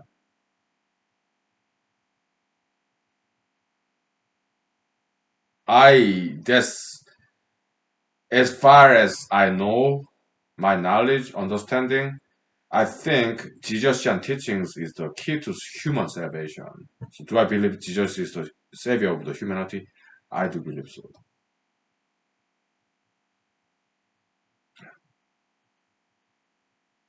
As far as I know, as far as the little that I know, okay. Yeah, I think he's son of God. Okay, I think so. Yeah. All right, let's take 5 minutes break. Okay. Yeah. Yeah. Okay. Yeah.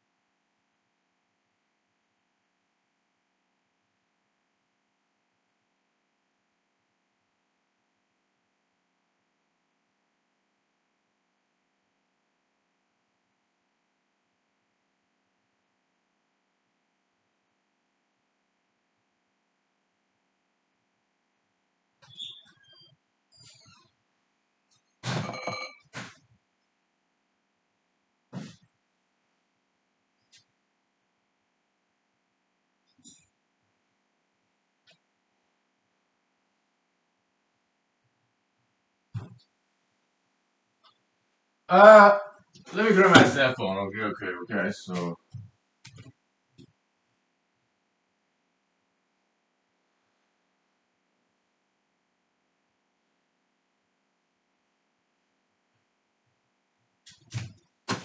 now I'm gonna take some fast selfies. Okay. I think it's just costume can look nice. I think.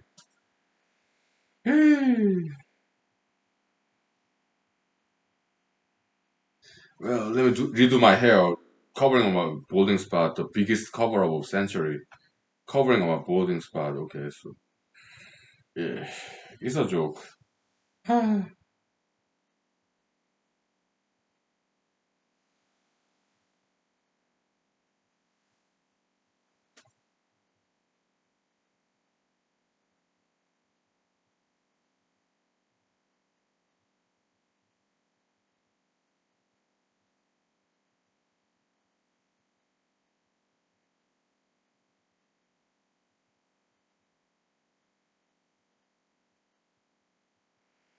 Yeah, and tomorrow morning I should not forget about whitening my teeth, do whitening stripes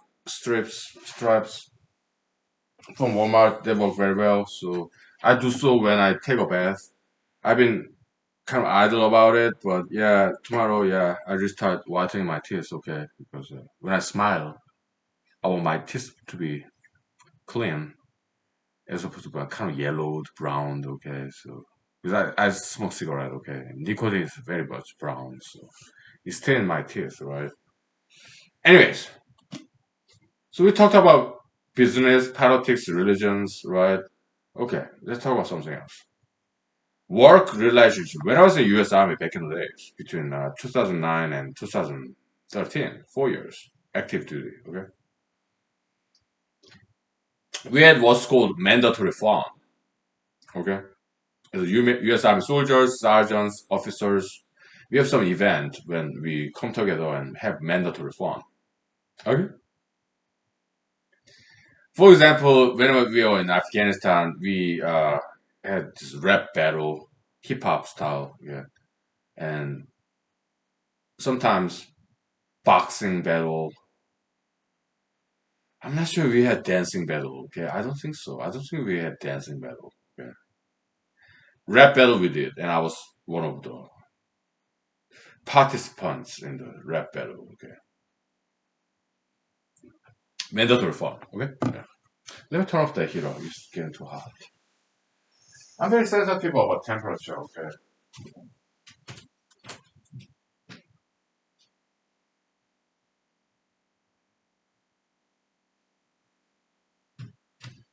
Where's my horseshoe mushroom vodka? I want horseshoe mushroom vodka. Yeah, it's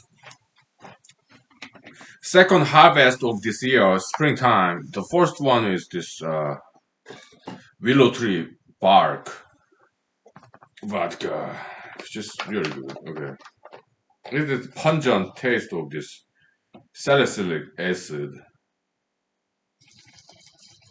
aspirin kind of.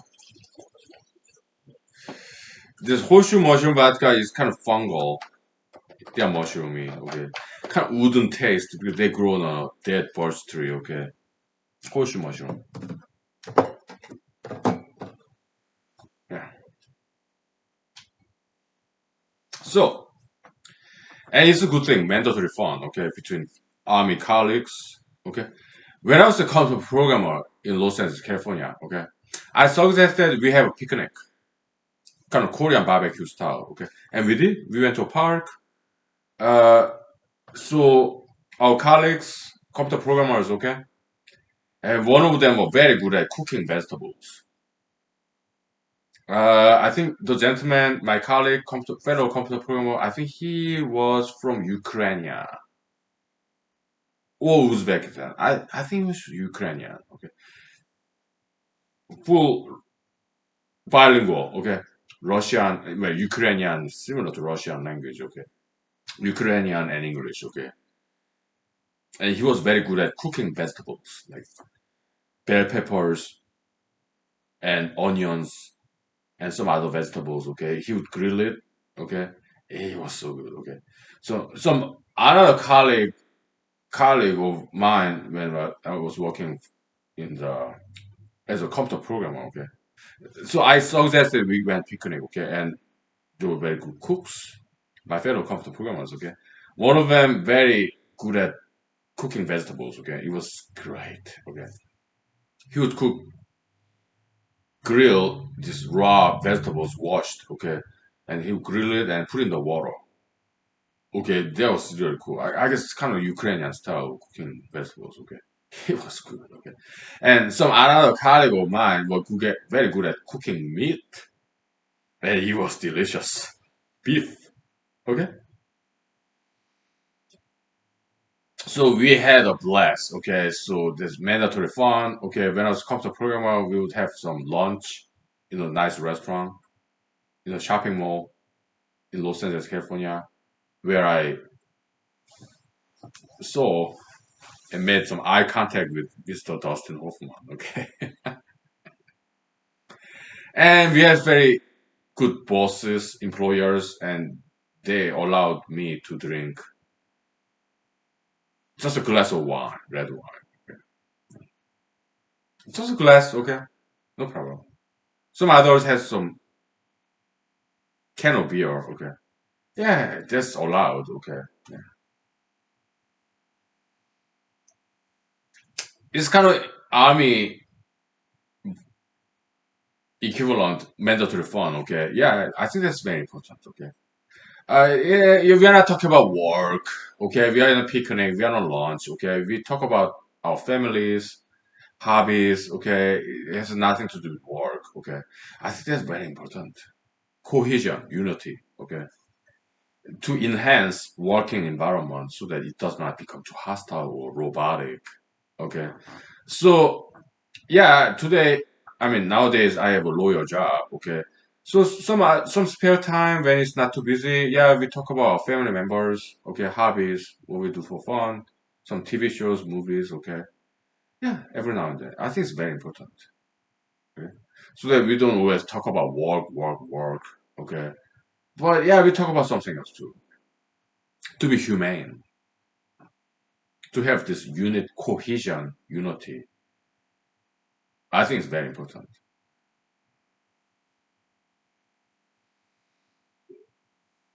Yeah.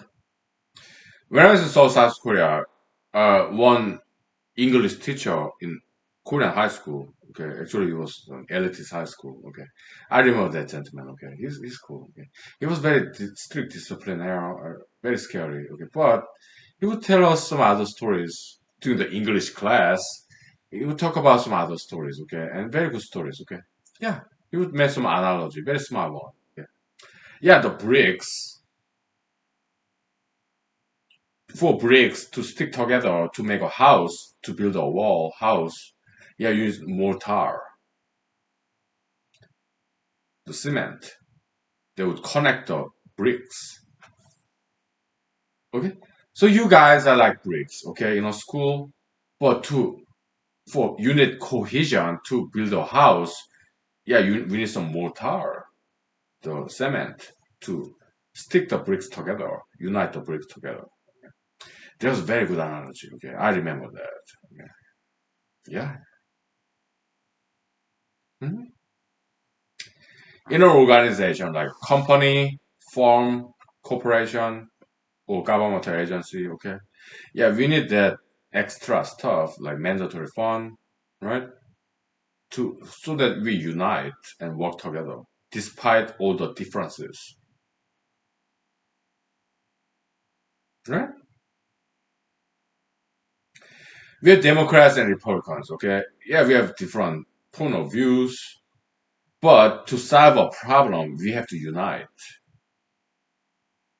That's what I agree with Democratic Party people nowadays. Yeah, President Joe Biden, President Barack Obama, their emphasis, their speech, inauguration speech about it's about unity. Okay, back in the days, Republican Party was like that. Look, former President Clinton, former President James Carter, former President George W. Bush or George H. W. Bush, all right, they come together after they retire from presidencies. Okay, although they disagree, they're Democrats, Republicans. President George H.W. Bush, President George W. Bush, son and father, okay, and they're Republicans, right? And Democratic Party former presidents like President Bill Clinton, President James Carter, they come together for a cause, not just to take pictures, for a cause, okay? Republicans and Democrats. Back in the days, they Republicans and Democrats they emphasized unity, national unity and harmony. Although we disagree, let's come together and solve problems. That's how it was back then in America. Then came President Trump. Okay, so divisive a figure. Okay, he, I respect his fighting spirit, but I think it was his one of his main errors that he's too divisive. Okay,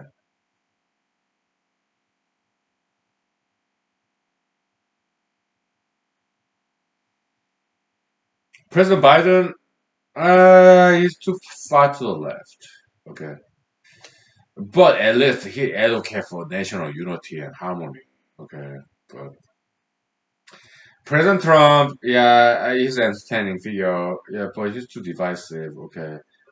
But he's spicy, entertaining, fun to watch. But he's one top president, okay. Why he was too divisive? I think it was one of the reasons why Americans decide not to vote for him again. He failed, right?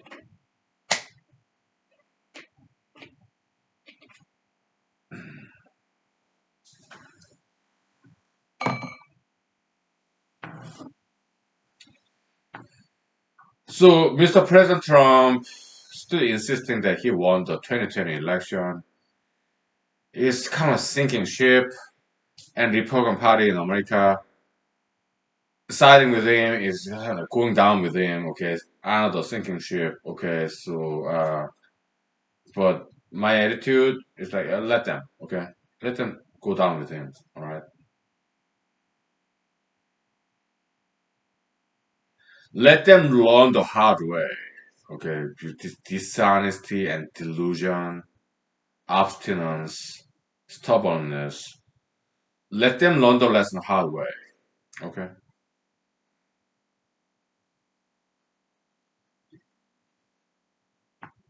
just give them some time. Okay.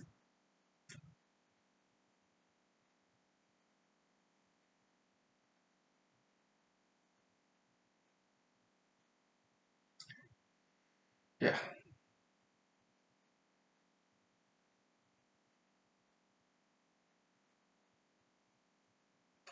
Maybe it's out of sympathy, Republicans still siding with Mr. Trump after January 6th. Maybe out of sympathy, compassion, loyalty, kind of human, emotional side of things. I appreciate that. Okay, sympathetic, compassionate, loyalty. I appreciate that human emotion of Republicans. I do. Mr. Trump, he has some good. I get it because I did learn a lot from him. Yeah.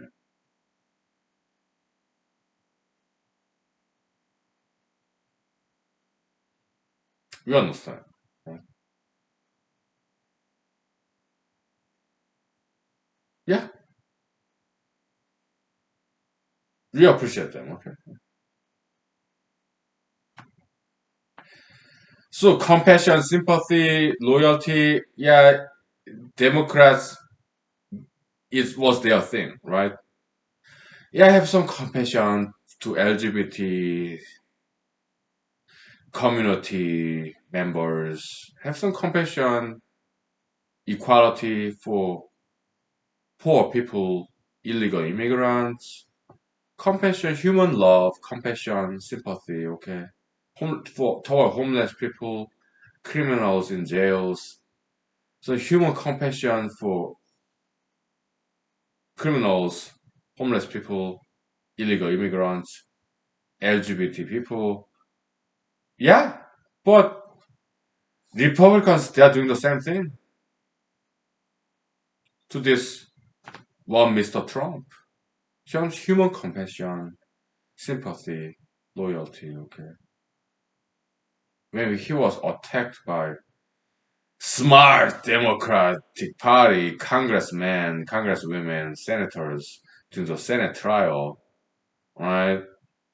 January of 2021 this year, 3 months ago, okay, 4 months ago by now.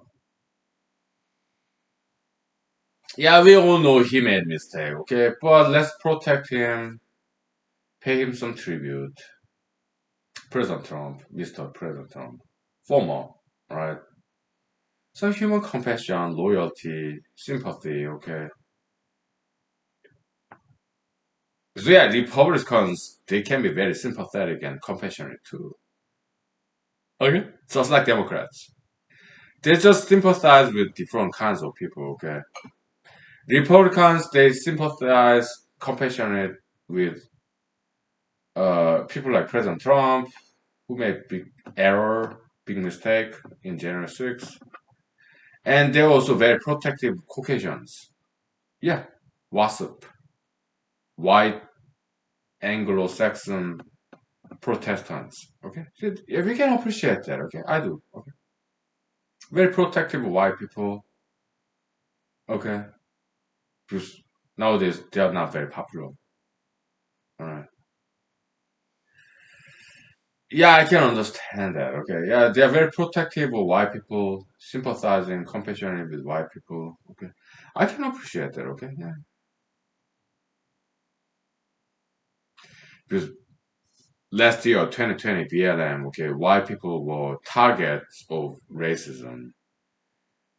Karen, right? Yeah, what all the other races, even white Democrats or some white people too, okay, they picked on white people, okay. Last year, BLM, Black Lives Matter, okay. Yeah, they picked on white people even during the 2016. White people were targeted. They were hated of racism, anti-white racism. They were targeted. Yeah. White people back in 2016 and year 2020, last year, they were targets of racism, anti-white racism. Okay, so yeah,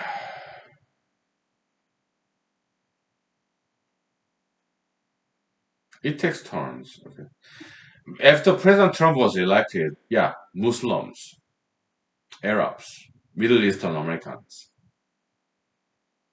they were targeted. During President George W. Bush's era, 9/11, I don't think Muslims were targeted back then. Okay, because Mr. George W. Bush, he respected all different races. Okay.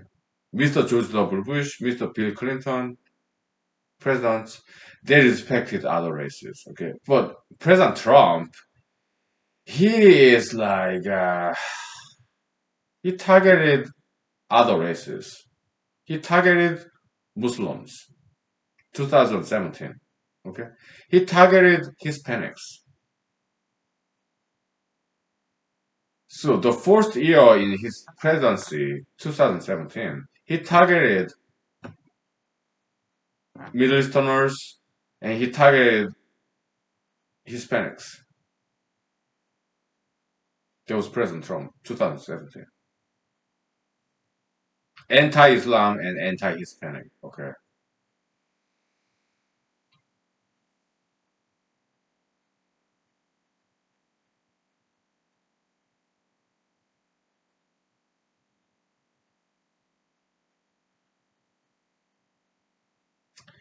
I think that was a mistake. Yet another mistake. He did something good. Yeah, Southern border wall. I agree. Southern border wall. Yeah, I agree. Okay. Uh, and he did very well with Russia, and he did exceptionally well with North Korea. Okay, okay.